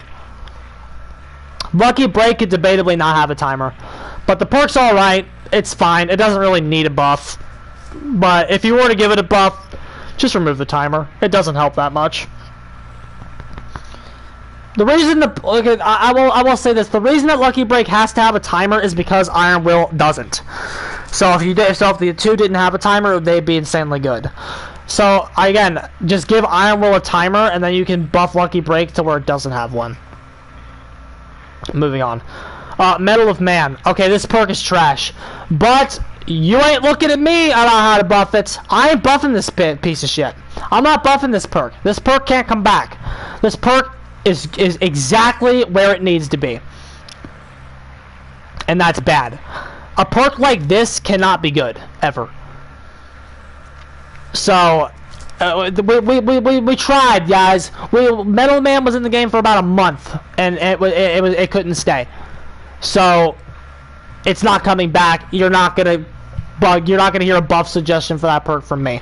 Any perk that lets you sponge a hit is garbage and should be looked at as such by this community. This perk is unhealthy. It's fine now, but it was unhealthy as fuck. You can't ever make this perk too good, or it shifts the entire balance of the game. Even more so than the game, or like even more unbalanced than it already is. No Mither. Oh god. The biggest issue with No Mither right now is the fact that it starts you injured. It's not even the fact that you stay injured the whole game, because all Dead Hard users, they don't usually heal anyway. And healing is also bad in certain matchups. So the issue with No Mither is not even that you can't even be healed, it's that you start broken. That's the problem. That's the fucking issue with this perk. This perk would actually be kind of okay if it didn't do that. So that's what you do to it. The buff that you give it is that you start the trial at full health, but you become broken upon taking your first hit, and you remain broken the rest of the game. And then the rest of the effects are normal. Having permanent unbreakable is really good. Grunts of Pain being reduced is a base Iron Will. Very good. It's a permanent Lucky Break. Very good.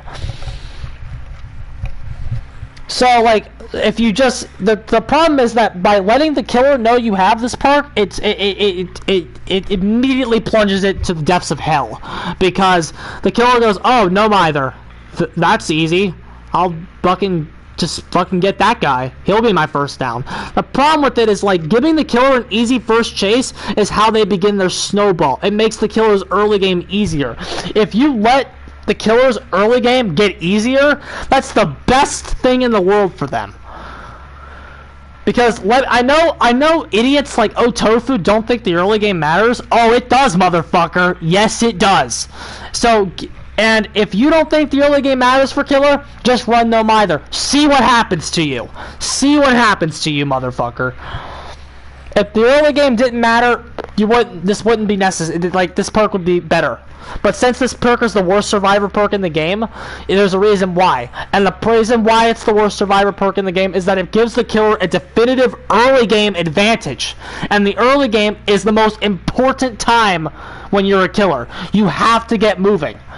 And if there's somebody that's a free fucking down, that's like this perk is trash.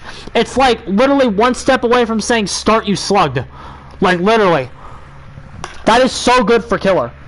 So the only buff No Mither actually needs to be decent is starting at full health. The rest of it synergy with Dead Hard, it gives you 2 perks for free. It gives you Iron Will, kind of, It doesn't give you 100%, but it gives you an Iron Will for free, and it gives you full Lucky Break, and it gives you Perma Unbreakable. Combine it with Soul Guard too. Fuck, bruh. Like there's like this perk has synergy. It's not bad. Well, okay, it is bad, but it's only bad because it starts you broken. The synergy this perk potentially has is actually insane, and if you fucking like gave it this buff right here, it might actually break into high tier. And I'm not even lying to you. This perk is one buff away from being at least high tier. Next, No One Left Behind. Actions in the altruism category perform 50% quicker, so it turns every heal into a will make it heal when the gates are popped, and aura of all other survivors are revealed to you. Huh. I actually wanted to read that. Again because is that permanent? That's a period. Does that mean that's permanent? I don't know. Let me read it here. Jeez, I haven't played Survivor in a while here. The auras of all... that's permanent. That's actually really good.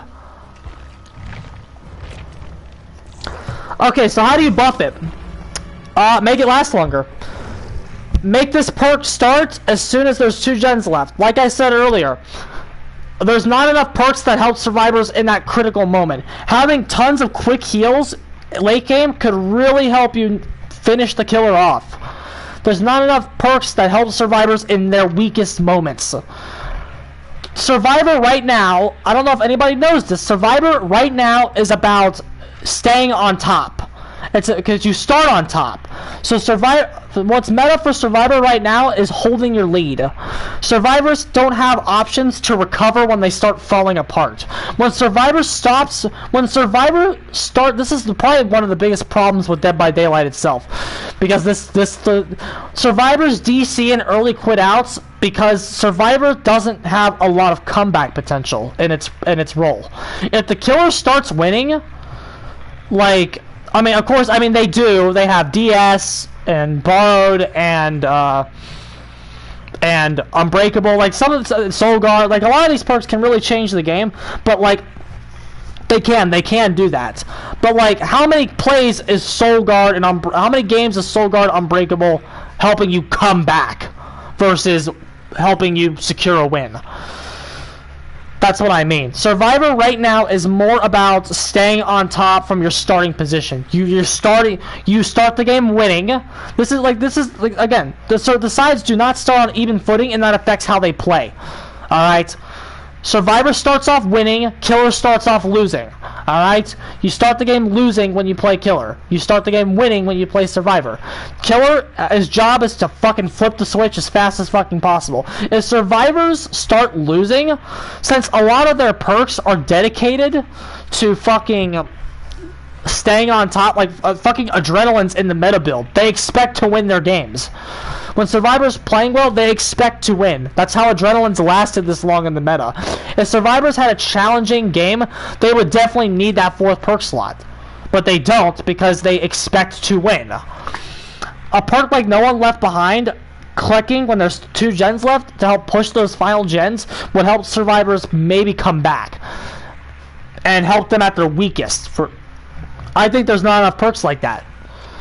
Especially as Killer continues to get stronger. Like, guys, I'm not an idiot. I know, like, I know this game isn't really in a great state right now. It's not. And to say this game is balanced and to say this game is in a great state right now is a flawed statement. This game is not in a good state right now. But what actually is true about this game is that it's in the best state it's ever been in. That is 100% true. And to say that it's not in the best state it's ever been in is an insult to anybody that played in 2016. It's an insult to the killers that went through actual hell to play this game. 3.6% vaulting speed for killers. Survivors can fast vault from so you can fast vault from walking and fast vault in any direction. The vaulting speed was faster, so no entity blocker, no ruin, No pop goes the weasel. Like, to fucking insult the killers back, that sabotage broke all your hooks instantly, 4 seconds self-care, sprint bursts had its own cooldown, that synergized with balanced landing. To say that killer is in a bad state is true. To say that the game is in the worst state it's ever been in is incorrect. So, ideally, as this game becomes more balanced, something that procs with 2 gens left can hopefully kick Adrenaline out of the meta after Adrenaline receives a much-deserved nerf. So, like that's the goal here. When there's 2 gens left, survivors are at their weakest. So perks that help with that situation, and No One Left Behind is a great example. 2 gens left, all your teammates' auras are perma-revealed to you for the rest of the game. That would be insanely good, and would fizzle something like Bond and Empathy and a Blood Pact out of the meta, and those perks could then go get reworks of their own. Because No One Left Behind would be so good, and it would even provide, and then it provides a 50% healing buff too. That's insane. That would be insanely good for proccing the final gens and continuing the pressure on the killer, even when they have the map isolated a little bit and the map is smaller. The map may be smaller, but you proc heals in 10 seconds. And shit, that stacks. You could turn a heal, desperate measures, 50. You could heal somebody in 106% normal heal speed if everyone's injured. Stacking that with desperate measures, that's crazy. Again, this is something that nobody knows because they run the same 4 perks over and over again. Now, granted, No One Left Behind isn't good because it only procs when the exit gate opens. And well, who's running this over Adrenaline? Nobody. And SWF doesn't need that aura reveal, so they don't use it. I don't know, just some food for thought. The buff is just proc it to when there's 2. The buff for No One Left Behind is proc it when there's 2 gens left. Object of Obsession, ladies and gentlemen. Oh boy, I love Object of Obsession. Ladies and gentlemen, I run this perk. Alright, when I play Survivor, this is what I do. This is my gimmick. This is what I run. This perk is my least favorite perk in Dead by Daylight. I say that as somebody who runs it. There is no perk in this game that is unhealthier, that is more toxic than Object of Obsession. This perk synergizes with everything that SWF is trying to do way too well. Way too well, and it used to be even better. At least Wraith and Ghostface can breathe against it now. This perk is so unhealthy for the game, and yes, it does affect the balance. This on like fucking Oatsvara said, the reason Object of Obsession. The thing with Object of Obsession.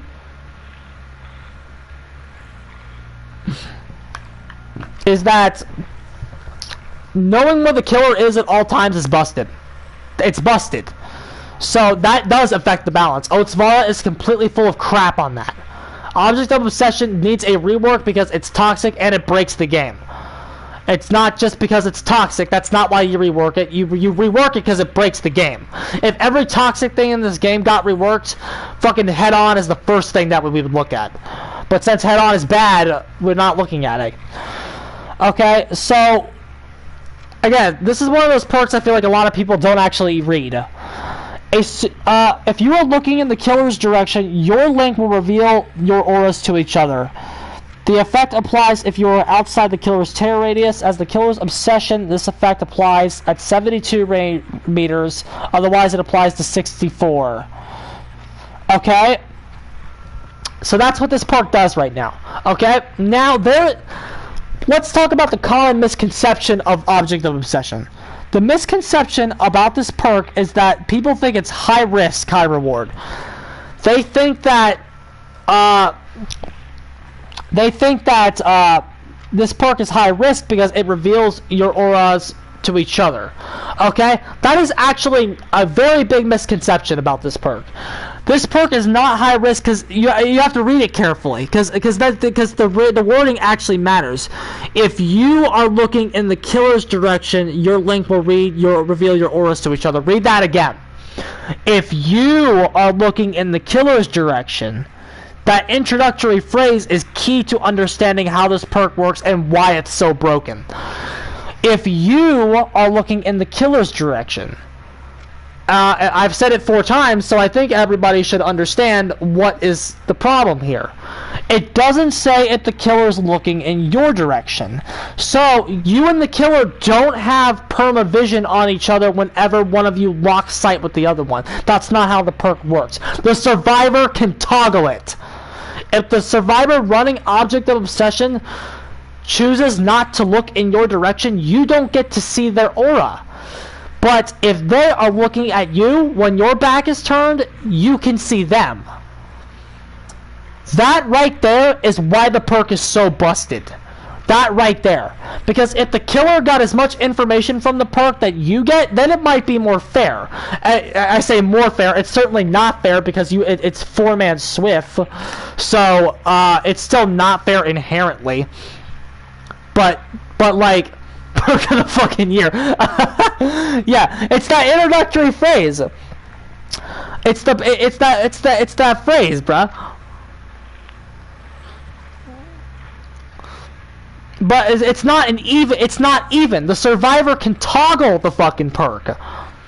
If the survivor wants to hide their aura, they can hide it. So it's not like you look at them when their back is turned, you see them, and they look at you when your back is turned to them, they see you, you don't see shit. You don't see fucking shit, which immediately puts the two on a not even playing field. It's garbage. It's terrible. And I say this as somebody who runs this perk. I know everything about this perk. I know every goddamn trick you can do with it. I know every goddamn thing about this perk because I run it and I know how broken it is. So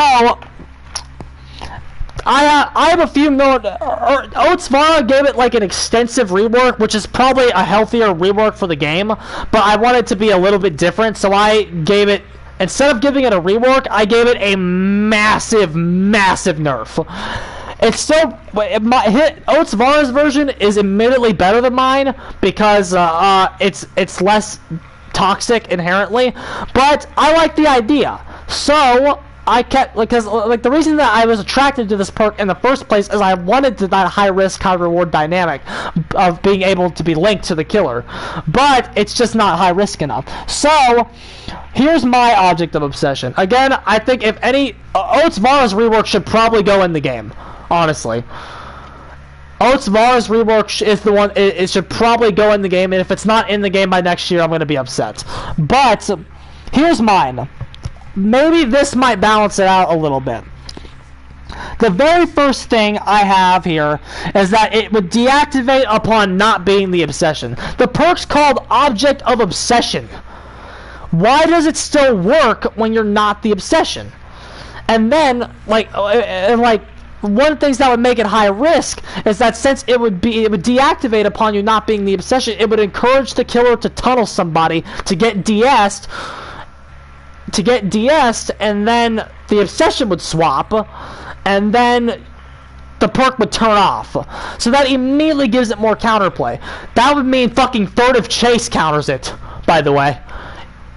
If you were to give it that nerf, where it deactivates upon not being the obsession, Furtive Chase would counter it, Nemesis would counter it, and just getting fucking DS'd would counter it.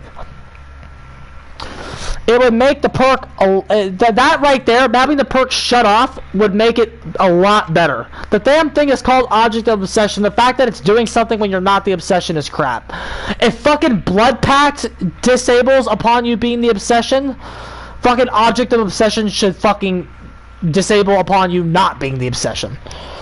Okay, so that's the next change that I gave it is that if the killer is looking in your direction, the link still happens. So the killer would get as much benefit out of it as the survivor would running it is.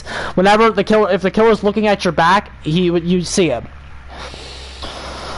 Next, my next nerf to it is obviously. It's like, okay, yeah, all those are nerfs, but SWF can still abuse the shit out of it. My next nerf for it is that while this perk is in the game and activated, all survivors suffer the Oblivious status effect. No borrow time. When this perk is active, no borrow time.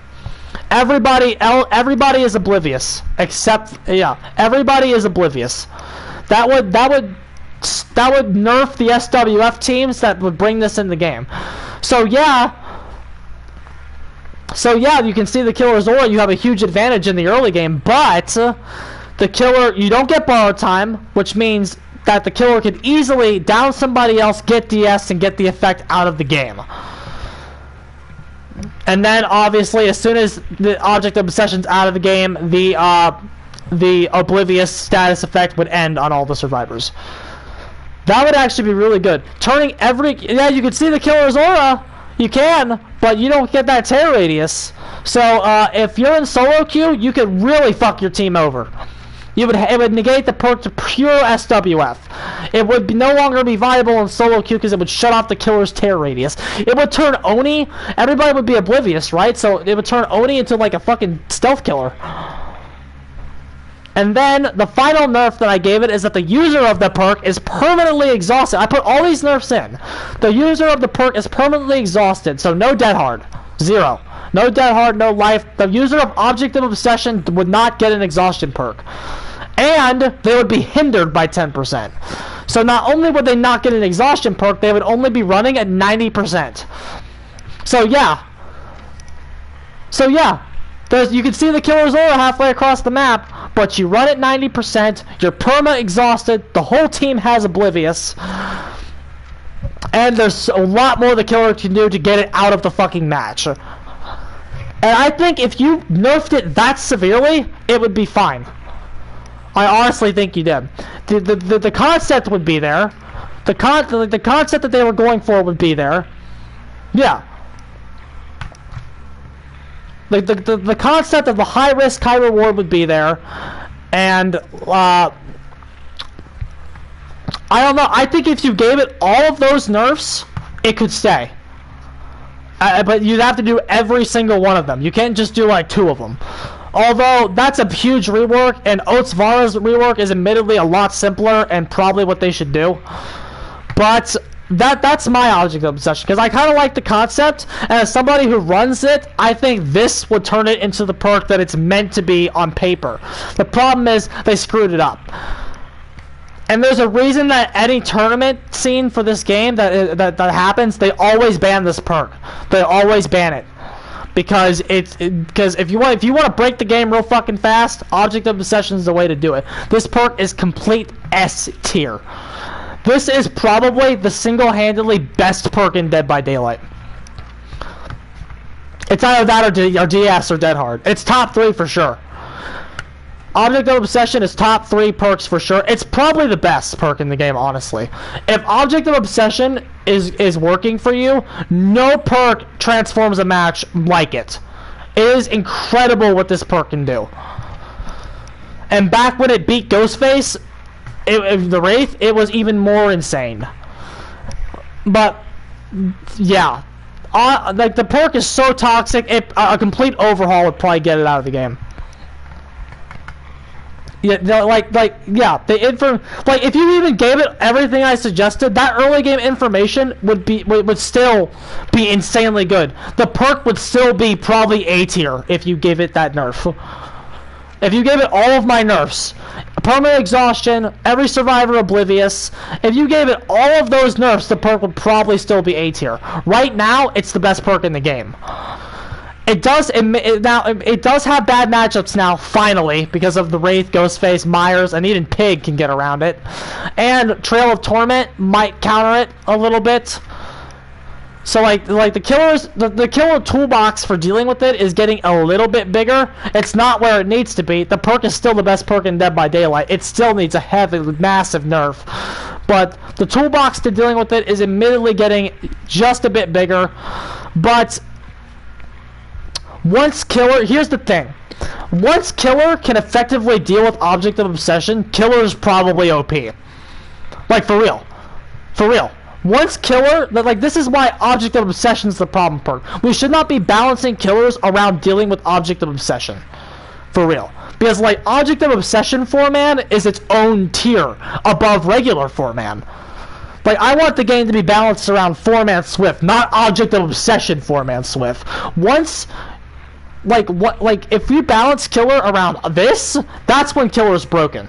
Because Object of Obsession 4-man Swift is better than regular 4-man Swift. Yeah, it destroys the Trapper, absolutely.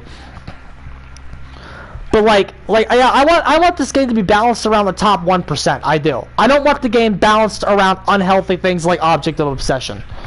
Because once killer can deal with Object of Obsession, of course, and I'm talking about regular killer, not like stealth killers. Object having bad matchups, that's one thing. But like, once the Trapper can beat Object of Obsession player Swifts, Trapper is probably the best killer in the game, for real. So, like, if there's any perk in this game that needs toned down, it's Object of Obsession. And I've talked way too much about this perk, and so I'm gonna go ahead and move on. But yeah, fuck that perk, bro. Dev's actual main character gets destroyed. Yeah, it's not even. So is Hag. It's not even a fun matchup, dude. Just awful.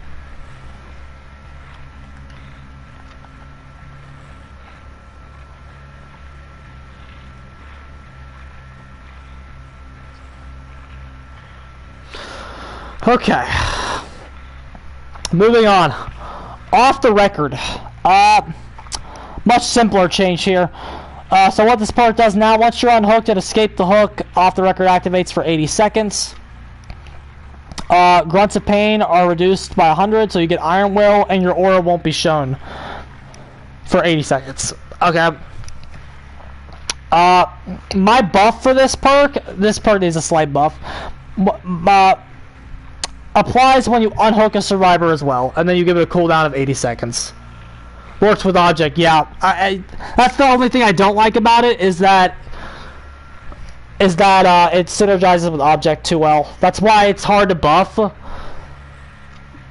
And that's why the Object of Obsession synergy is admittedly why you cannot buff this perk while Object is in the game. You can't buff it until Object is gone. But that's the buff I would give it if Object wasn't in the game. It works when you unhook and then give it a cooldown. Open-handed. One of the worst perks in the game. Increases aura reading ranges by 8 meters. Now, admittedly, this does stack. So if you run this with Kindred, you can actually see the killer's aura for like an extra, what is that, 24 meters with Kindred. That's actually pretty good. But so my open-handed, but like it's still bad. So my open-handed is that it increases aura seeing perks duration by times 2. So see the aura for 6 seconds would be see the aura for 12 seconds. Whatever that is, you multiply it by 2. And then you also, in addition to that, if they ever leave the range, you see their aura for an additional 5 seconds anyway. So a nice buff to aura. That's better than 8 meters. Because right now that buff doesn't do much. It's still probably not even worth taking into a game, even with this buff. But that's what I would give it. It'd be cute. Especially if you make the aura seeing better on some of these other perks. It would make open-handed better by default. It still wouldn't be very good though. Pharmacy. Oh god. Unlocking chests is 80% faster, and the hearing distance is reduced by 8, and it guarantees an emergency medkit on your first completed search. My pharmacy is just every time you open a chest, you're guaranteed a medkit. There's no reason why it can't be all 3. It would be a decent alternative healing perk to inner strength. It'd be alright. It'd be okay. It's not bad right now, I guess. It's average. It's below average. It's bad. it's bad. So just opening up a med kit, it'd be all right if you did it every time. Plunderer's Instinct. Plunderer's Instinct is all right. It's doing what it's there to do, farming items, seeing chests. It's okay. The only thing I don't like about Plunderer's Instinct is the fact that because it says it grants a considerably better chance at finding an item of higher rarities from chests. The only problem with that is that has too much key synergy. And if survivors start losing, they get an increased chance to just whip open Plunderer's Instinct and find keys. So my only change to it would be that you can no longer find keys. Keys, anything that promotes keys, no hatch, like anything involving keys in the hatch shouldn't be in the game. No keys. You can't, other than that, it's fine. Ideally, you should give it Pharmacy's tweak of 80% faster from a chest. I could use that, but no keys. This perk just being used to farm a key and then getting an escape is just, it's garbage. That's when it gets dumb. Poised. After a generator is completed, you leave no scratch marks for 10 seconds. Okay, this isn't very good. The reason that it's very good is that ideally you're popping gens far away from the killer, so you can't really make use out of this 10 seconds. But it actually does. It's actually all right where it says after a generator is completed, you leave no. So like if you're being chased by the killer and then the gem pops, 10 seconds. So like it's actually not too bad. My version is actually kind of similar. It's that when you complete a generator, it would gain a token. It would gain 1 token, and then once you get a chase, it would burn the token, and then you would not leave scratch marks for 10 seconds. It's actually not too bad, especially like you said when it's combined with adrenaline, which adrenaline's cancer in the first place. But like, it's not too bad. It's not too bad.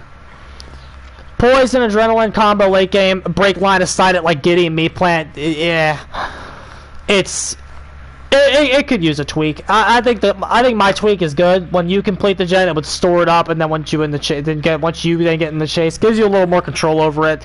Lets you use that very effect. And again, it's also good against the Spirit. But again, remember, Spirit has no counterplay. Remember that, guys. Despite Spirit having a shit ton of counterplay in this game, Spirit has no counterplay. Premonition, okay? Okay, I'm about to skip around a little bit. I want to talk about Premonition and Spine Chill together. So, I want to read Premonition, and then I want to read Spine Chill. Okay, so here's Premonition right now. Gain an auditory warning when looking in the direction of the killer in a 45-degree cone within a range of 36 meters. Premonition has a cooldown of 30 seconds each time it activates. Premonition trumps any of the killer's stealth abilities, i.e. undetectable. Spirit 4-man 5 gens every time, bro. Okay, Spine Chill. Let's read Spine Chill now. Spine Chill says, get notified when the killer is looking directly in your direction, standing within 36 meters. While Spine Chill is active, it does the slight 10% buff, okay? When Spine Chill is active, your repair, healing, sabotage, unhooking, and vaulting, cleansing, exit gate increase by 6%. Okay, that's actually insane. So, as you read this, you can they have the same meters, 36 meters for both. Spine Chill gives a buff to like all kinds of shit, and the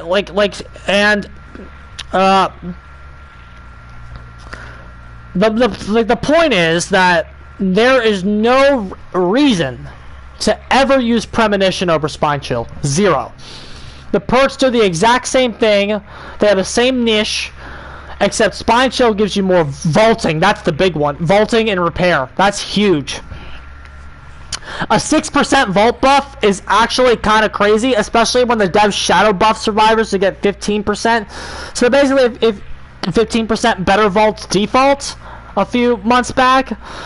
So it's like 21% more vault speed than what they had at the start of the year, which is actually stupid. But anyway. So and Premonition also has a cooldown, which is also awful.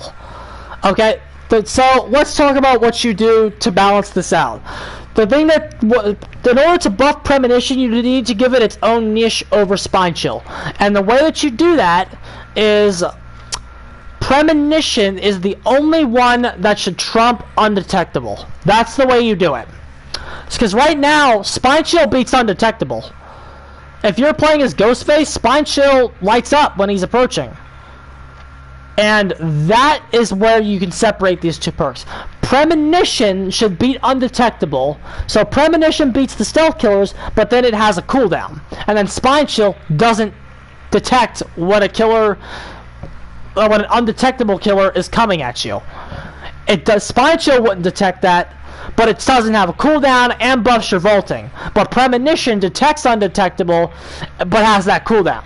So it's the trade-off. You would get one or the other. So right now, Spine Chill just gives you everything. So there's no need to ever use Premonition. So if you're not going to give Premonition a total fucking rework, it's going to sit and be useless. So that was my idea. Make Premonition counter undetectable, nerf Spine Chill so that it doesn't, and then Premonition has the cooldown, Spine Chill doesn't. It would give the two perks a niche over each other, and not have Spine Chill win all the time. So, but the way that you would do that is by keeping Premonition the same. So even though Premonition's not very good, it's only not very good because Spine Chill's in the game. So you nerf Spine Chill to make it so that it doesn't beat undetectable, and then keep Premonition in the game the way that it is. That would actually help a ton. So that's what I would do there. Prove Thyself. For each survivor other than you, gain a stackable 15% repair speed buff awarded to all repairing survivors within a range of 4 meters up to 45%. Have you fuckers ever read Prove Thyself? Like, fuck! No wonder SWF uses this shit. 45% buff to repair speed. But Thanatophobia was too broken and can't have a number over 20 when everybody's fucking injured. Prove Thyself is fucking insane, bruh. This perk can't stay. This perk absolutely cannot stay. Also, I love how they buffed it. They fucking buffed it when they nerfed survivors on a gen together. They fucking buffed it. This perk is a reason why SWF is so powerful. Like, solo queue groups can't use this perk, so that's why you never fucking see it ever. SWF abuses this shit. This perk is broken. Okay? You know, and here's what you do to it. You want to know what you do to it? If you're not going to give Thana its numbers, you give it Thana's numbers. That's why you nerf it. It should be 5% and not fucking 15 for a maximum of 20%, not 45. That number is insane. This is the best discordance counter in the game, by the way. Because when the killer is getting pressured, insanely powerful, discordance is useless. That's the biggest downside of discordance. If you're losing, discordance doesn't help you come back. And this is also insane early game when you get that stupid spawn that shouldn't be in the game. The one where it's 2 and 2. That spawn shouldn't be in the game. That spawn shouldn't be in the game. Absolutely. The spawn of 2 and 2 for immediate split gem potential should not be in this game. So, Prove Thyself is just immediate a stake in your fucking early game's chest if they get the good spawn. Terrible. Terrible. This perk needs nerfed. It needs a nerf. 5% min maximum 20, it would mirror Thana's numbers and then be useless. Because Thana's useless. All this should be doing is countering Thana. It shouldn't be boosting your repair to the insane levels that it does. Like I didn't even know how broken this perk was until I read it. I just knew that SWF used it. I didn't know it was actually this insane. Like, fuck, bruh. I can't believe Dwight was ever a meme. Which, I mean, to be fair, I think it was worse upon release. But fuck, this perk's insane now. And SWF getting this boost is a reason why they're so good. And this perk is a big reason why they're untouchable. And every time I start losing Janes, I'm going to start keeping an eye out on this perk. This perk's actually crazy. And it's one of the perks that's contributing to an unhealthy metagame right now. And I would nerf this perk before I hit Dead Hard, honestly. This perk is very much contributing to the unhealthy state of the game. It needs nerfed. I don't care what you do to it. My nerf is nerfed to 5%, but to maximum 20 just to mirror Thana. Yeah, every time you lose endgame, there's prove thyself. There it is. Probably on at least 2 people. So you probably on at least 2 members of the SWF is using it. Crazy good. Insanely broken perk. They need to fix this perk. It's insane. It's a silent top tier perk. That's not gonna cause the Salt like Dead Hard or DS or Soul Guard or Unbreakable will. But if you're losing cleanly, like the fact that this is not in the meta build over Adrenaline yet is actually crazy to me. It probably is, honestly.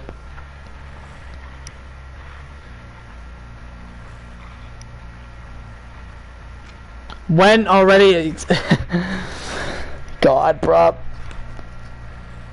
I read that and I fucking laughed my ass off. Jesus.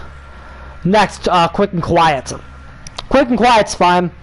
It has synergy with Head On. The perk's doing what it should be doing. A quick cooldown of 20 seconds. Synergizes with Inner Strength pretty well. It's doing alright. It's doing okay. Lockers are just bad in general, so, like, that part doesn't help. It's not a thing that counterplays the Spirit. It counterplays the Spirit. People don't like to talk about Spirit counterplay, though. The 5 minutes to regress. Yeah, that's pretty bad. That's pretty bad. Base regression is so fucking bad in this game. And it needs a buff. Especially if we're going to keep nerfing our slowdown. If we're going to keep nerfing our slowdown perks, base regression needs buffed. Base regression puts 0 pressure on survivors. 0. 0. 0. 0. Trash. Red Herring. I like this perk. It's a neat idea. After repairing a generator for at least 3 seconds, it will be highlighted in yellow to you with a yellow aura. The generator stays highlighted until it's fully repaired, or you repair a new gen, or enter a locker. Entering a locker will trigger a loud noise indicator for the killer and the highlighted gen's location. Okay, the reason that this perk is bad is that it gives a noise notification that the killer is probably just going to ignore during the mid-game. And if you want to, like, set it up, you have to, like, fucking... I agree with that. If they miss a skill check and leave the gen, it should start regressing and you don't have to kick it. I agree with that. But, okay, so the problem with this is that it gets ignored. Red Herring can only be triggered once every 40 seconds. Okay, so here's what I would do to it. Red Herring, again, I think the meta of Survivors should synergize around perks like Diversion and Red Herring. So I gave Red Herring a buff, as I did to a Distortion, and I recommend Behavior does do more perks like it. That's one thing I agree with Scott Jund on. The Survivor meta should be more about stuff like this, and then less about stuff like pressing the X button to dead hard to a pallet.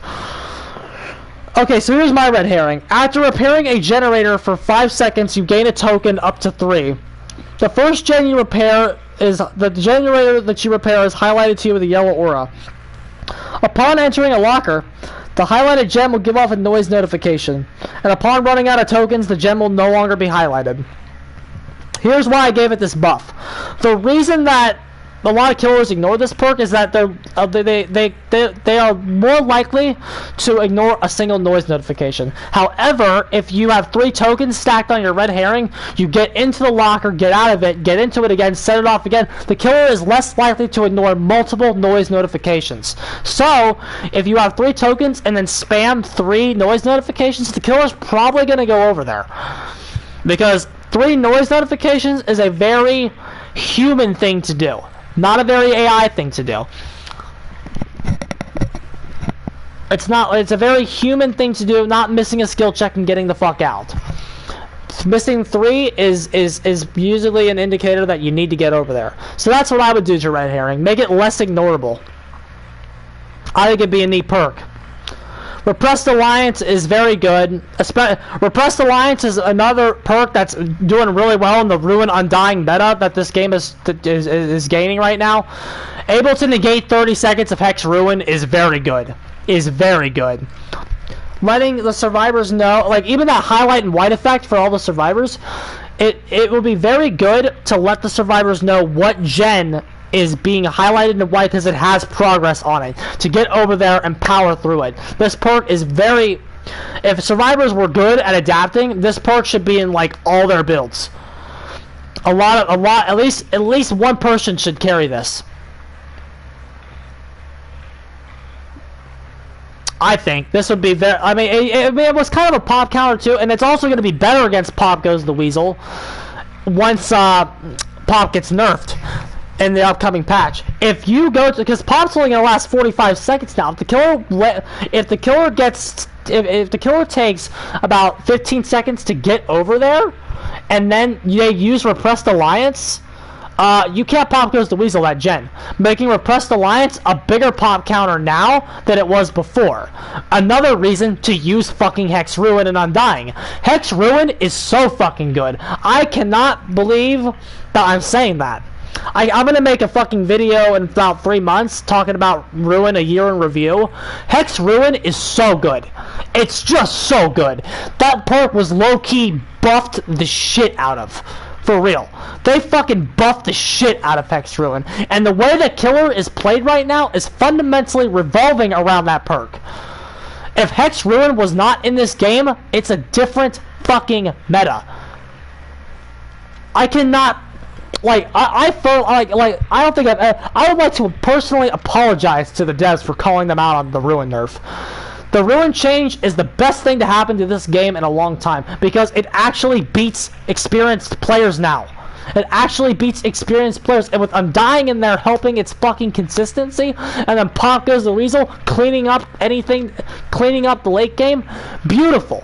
Beautiful synergy. Beautiful synergy. Ruin, Undying, and Pop are carrying this game on their fucking backs right now. Oh yeah, Undying Ruin's very fair. Undying Ruin is very fair. It's a very fair thing, and any competent SWF group will have the totems gone in like 4 minutes. So like a lot of killers, True Talent is the one who's pioneering this, of course, because True Talent pioneers everything in this game. He's pioneering the addition of Pop in that last slot. Pop is not leaving the meta anytime soon. The reason that Pop isn't leaving the meta anytime soon is hexes have bad consistency, and a Pop Goes the Weasel in your build doing nothing is better than like half the perks in this game for Killer. Like, for real. Pop Goes the Weasel is not leaving the meta, because the games where Ruin and Undying leaves you in like 2 minutes, you're gonna fucking wish you had Pop Goes the Weasel. I think these are all going to go. I mean, they probably will. They probably will. They're gonna say Ruin's too strong now that it's more consistent, is what they're gonna say. They're gonna nerf Ruin again. I really think so. They're gonna fucking nerf Ruin again. But it's like it's all we have right now. It's like the reason, like, this is what that pisses me off. This is what I said about it the first time. The reason that you see Ruin and Undying and Pop in every match is because that's all we fucking have. And also, an independent. Did you hear about the study, Lars? That Killer Main did on Reddit. There was a Killer Main on Reddit who.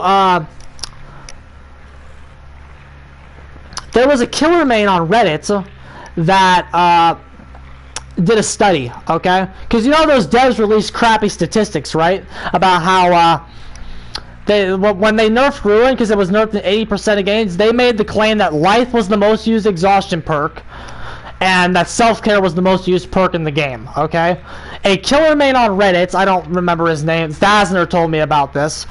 An independent Killer Main did 100, Red Rank Killer Main did 100 matches, okay? And the reason that he did 100 is that, I don't know how much you know about mathematics, but in statistics, 100 is regarded as a statistically significant example. A statistically significant sample size. If you have a population, this is a science too, this is science and math stuff. If you have a population over 100, once you get to 100 can be used as a model for the rest of the population. It's mathematics stuff. You just have to like look. Yeah. So like you have it's a statistically significant sample size. Dead Hard was used in 86% of the games. Decisive Strike was used in 83. So these percentages that was like Ruin was using 80%. Dead Hard is using 86% of games now. We now have that number thanks to this man. 86% of games now have Dead Hard in them, which by the way is a higher number than Life. So the devs lied. The devs sat there and lied to our faces when they changed Ruin about that. Which, I mean, we all knew they were lying, but now we have evidence for it because we have a statistically significant sample that proves that they're lying about Life being the most used exhaustion perk. So those numbers that they cited for when they changed Ruin are also on the survivor side, but it's blatant favoritism. They're letting that slide, and they're throwing that under the bus while nerfing our stuff. It's nonsense, and it's blatant nonsense and blatant favoritism. Life isn't that great. It's alright, but it's certainly good. It's certainly good enough to not need changed. But, like, compared to Dead Hard, fuck. But, like, so like, we now can prove that they were lying about that. 86% of games. 86 out of 100 games have Dead Hard in them at red rank. Embarrassing. So we can now officially prove that. But yeah, Repressed Alliance. What we're talking about, Ruin Undying. But yeah, so Repressed Alliance is doing very well in this new meta, and again, if the survivors were actually good at adapting, this is something that you'd be seeing a lot more of. But the problem is, here's the problem. I've been saying this again. I've been saying this for a while. When you don't want to take off your 4 meta perks, it's hard to adapt. When you just absolutely refuse to take off DS, Borrowed Time, Adrenaline, and Dead Hard. When you refuse to change your meta, you refuse to adapt. You refuse to adapt to the new conditions and just screech at the devs to nerf something if it becomes too oppressive. The fact is, the survivors not only have cool perks, but they have all the tools to deal with the Ruin Undying meta. From Repressed Alliance, Detective's Hunch, Small Game. They have all the tools in the world to deal with this shit. But the problem is they'd have to take out their Decisive Strikes. They'd have to take out the Dead Hards. Like, only 2 people might have to bring DS, and then they would have to use DS's benefit of maybe the killer will respect it base. Maybe something like and maybe you won't get your Adrenalines at the end of the game because you need Repressed Alliance to fend off Ruin to help you win. The problem is survivors don't want to adapt to new conditions. They want the same 4 perks to counter everything in the game. And if the same 4 perks do not counter everything in the game, they will bitch and whine. And the devs are stupid enough to give into it. I'm yelling. I need to stop. Alright, Resilience. Grants a 369 increased repairing, healing, sabo, unhook, vaulting, cleansing, gate opening, chest unlocking while injured. Okay, okay, so we got repairing, vaulting, and cleansing. Remember guys, cleansing, remember that's important again, because Ruin Undying's in the game. So anything that affects cleansing speeds is important. So we have here a pretty decent perk. Also stacks with Spine Chill, so you could you could potentially get like fire up this 9%. Yeah, I wish, buddy. This perk's actually all right. Being injured is already good because Dead Hard and Iron Will are both in the game. It helps you cleanse faster. It helps you repair and heal faster. Like this perk, Vault faster. Stack with Spine Chill. That's what is that? 15%. It's a 15% increase to your vault speed, which was already above 15%. So basically, stacking this as Spine Chill results in survivors getting 30% faster vaults than they were at the beginning of the year. Insane. Insane, bruh. So this is actually not too bad. So you can kind of leave Resilience alone. It's actually not that bad. Leave it alone. Saboteur's fine. Sabotaging is still kind of weak, but Saboteur is okay. Second Wind. Another cool perk survivors have that you never see because it's not meta. I actually like Second Wind, lads. I don't know if you've ever ran it before, Lars. It's actually neat. You heal a survivor 1 health state, and then you get a passive heal of 30 seconds when you get off hook. I actually like this. So, I would give it a slight buff, because healing a survivor is kind of hard to do. So, I would make it activate upon a safe hook rescue. That's what I would do.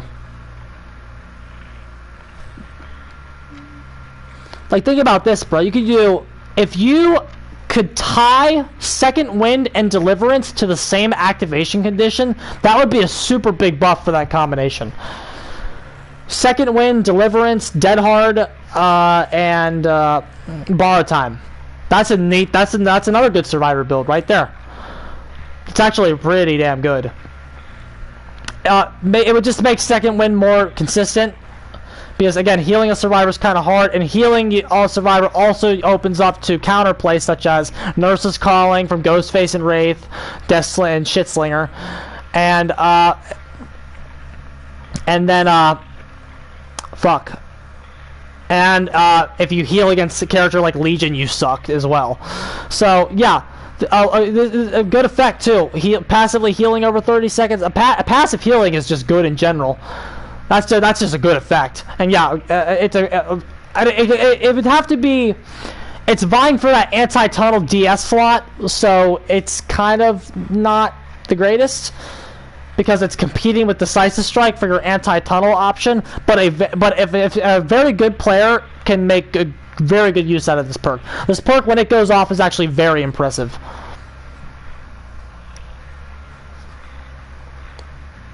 Sounds like a killer perk. How so? Plague's good against it. This is an alright perk. I think it's okay. A very good player can make great use out of it. Self-care. Self-care is exactly where it needs to be. It needs to stay bad. It has its advantages, but overall it has to stay bad. Self-care was meta at one point. I don't know if anybody remembers this. Self-care can't ever come back into the metagame. It's an unhealthy perk to have in the meta.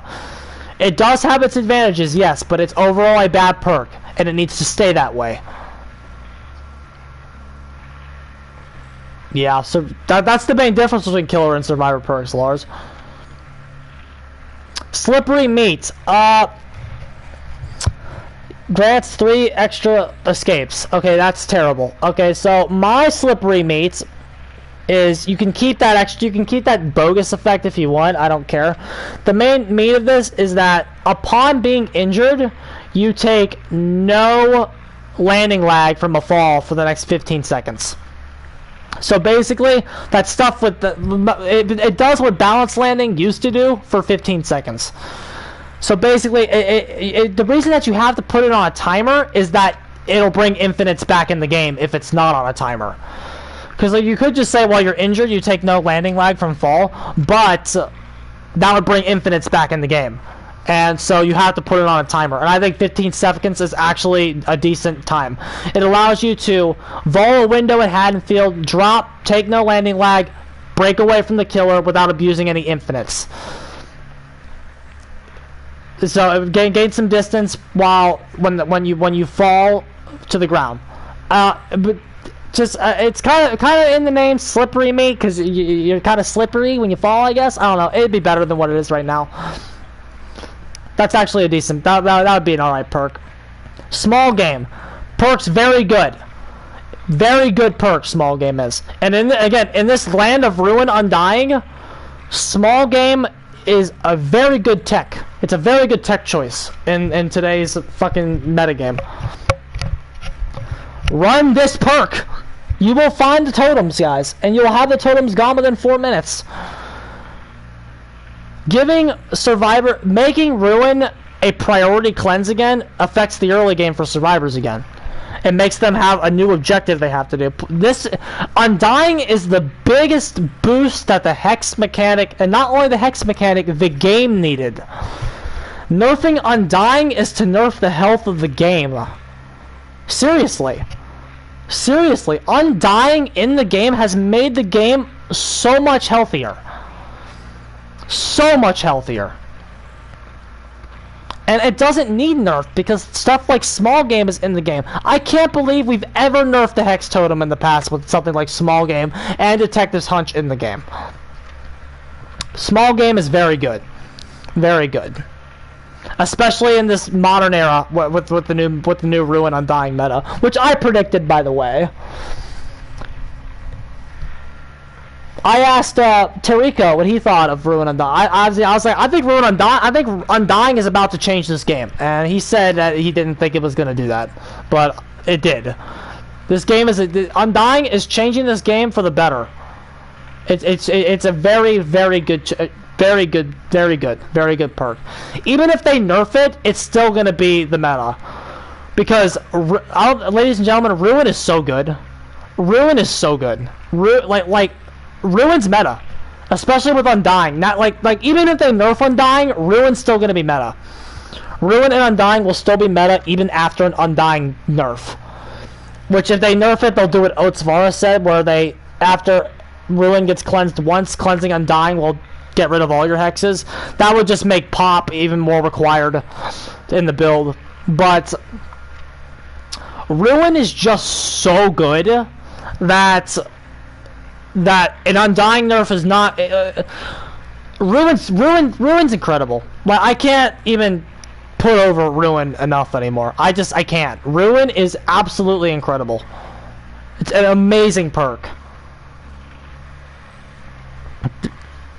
Yeah, it even does that, bruh. Even does that. Okay, so enough of small games. Soul Survivor. Okay, so basically, Soul Survivor right now relies on people dying to start working, so that's why it's not very good. So my Soul Survivor is I made it synergize with my new Object of Obsession. My Soul Survivor is makes it so the obsession cannot be swapped when it's on you.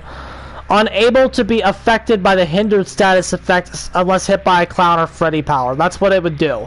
So, it would keep your Object of Obsession in the game by not letting it be able to get swapped off of. And it would boost your movement speed back up to 100 in exchange for a perk slot. So you'd have to run 2 perks, but you wouldn't be hindered anymore, and it would make sure your object stays in the game. Which would actually be kind of good, debatably too good. But that's what I chose to do to it. It makes it synergize with Object of Obsession and basically makes it required if you choose to do Object of Obsession. Basically, if you choose to run Object of Obsession, you have to run all 3 of Lori's perks. DS so you don't get tunneled.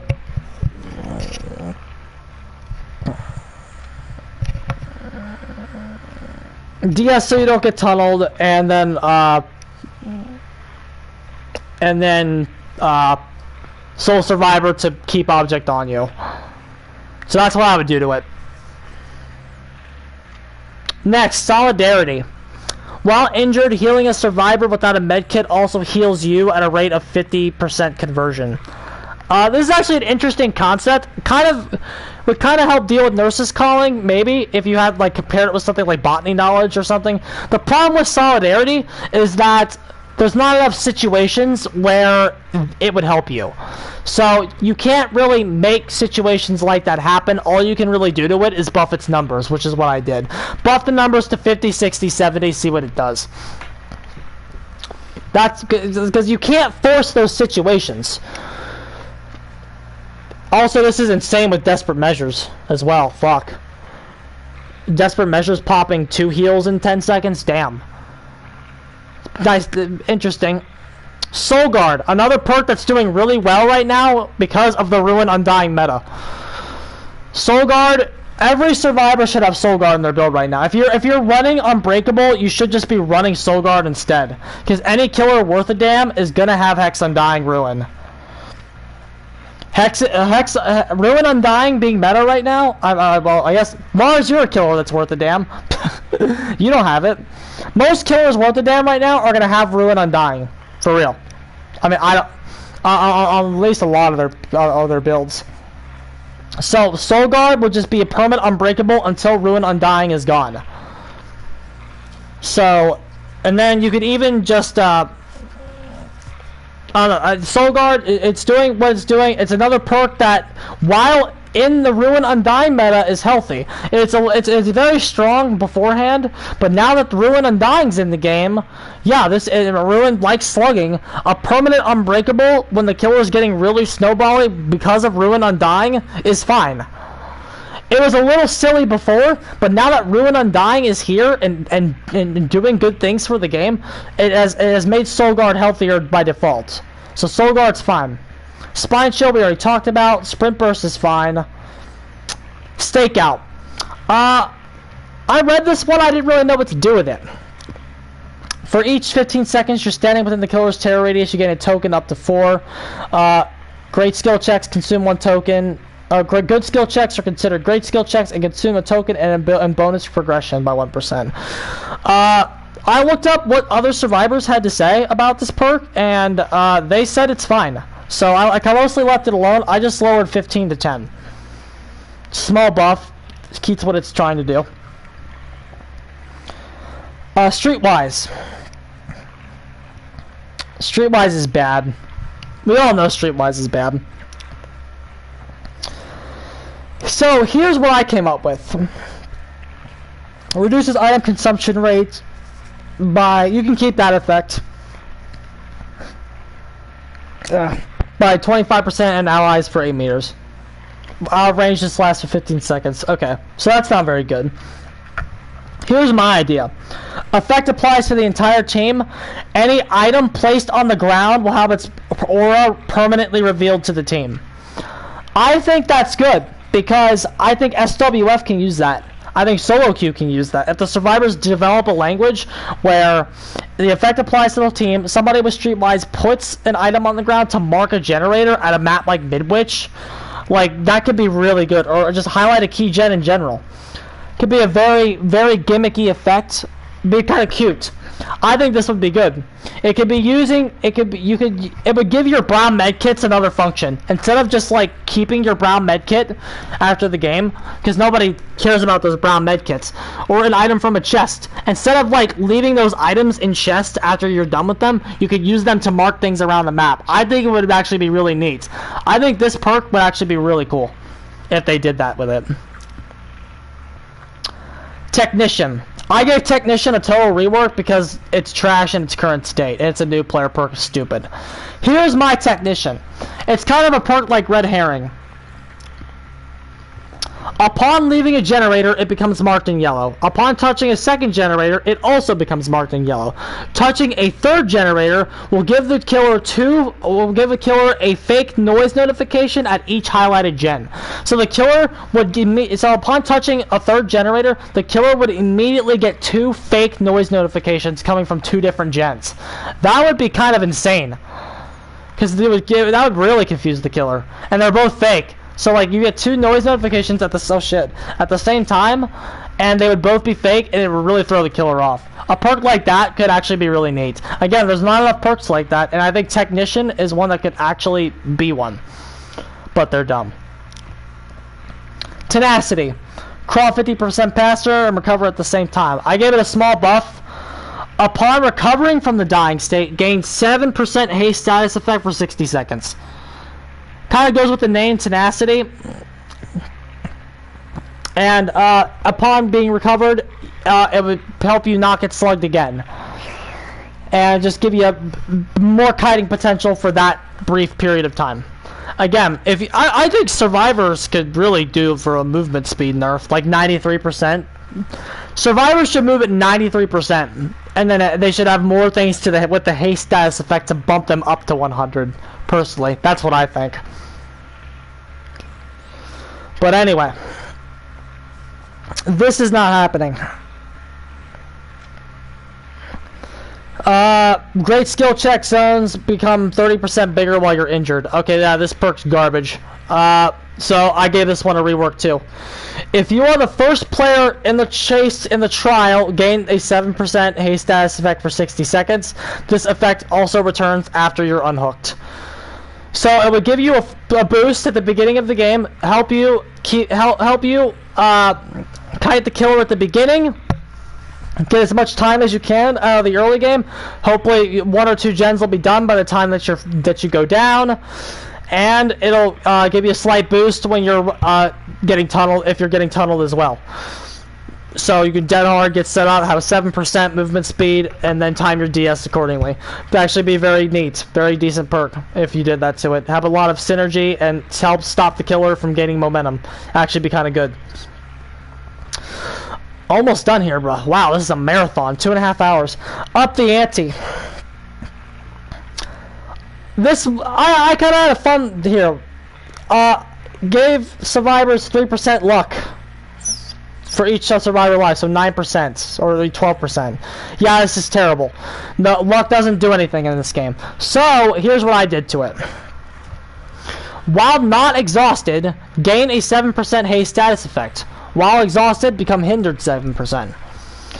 So, just being, again, more benefits to not being exhausted.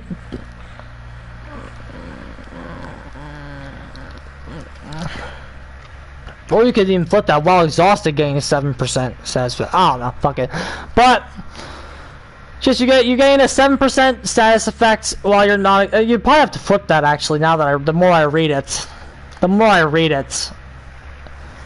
Yeah, you'd have to flip that. While you're exhausted, you have a 7% haste, so you're a little bit faster despite not having your perk. And then, but the drawback is while you're not exhausted, you would be hindered 7%. Yeah, that's what I did with that one. Kind of creative. There's certainly no perk like it. It wouldn't be very good, but it'd be fun. It could be fun. Unbreakable. Unbreakable needs a nerf. Not a big nerf, a small nerf. The thing that you do to Unbreakable, just give it a small activation condition. A small one, not an impossible one like Metal of Man. Just Safe Hook Rescue. It would synergize with Borrow Time to set the perk up. Slow it down a little bit, and you don't just get your Unbreakable for free, and especially it would help differentiate it from Soul Guard, where Soul Guard just does it as long as there's a Hex, and by having to activate your Unbreakable, you could Soul Guard up in the Ruin Undying meta and not burn your Unbreakable. So there's actually precedence to Unbreakable being buffed by receiving an activation condition as well. So after Ruin Undying goes away, you could then Unbreakable up. So it's so slowing it down a little bit, but also giving it a buff, it would actually help the perk out a little bit as well. So it's actually an interesting change that you could actually do to the perk. Urban Evasion's fine. Vigil deals with exhaustion cooldown, so you can't buff that. Exhaustion has to stay limited. Exhaustion's an important status effect, so you have to keep that the way it is. Visionary. I gave this perk a rework, and because seeing gens is fucking useless, so I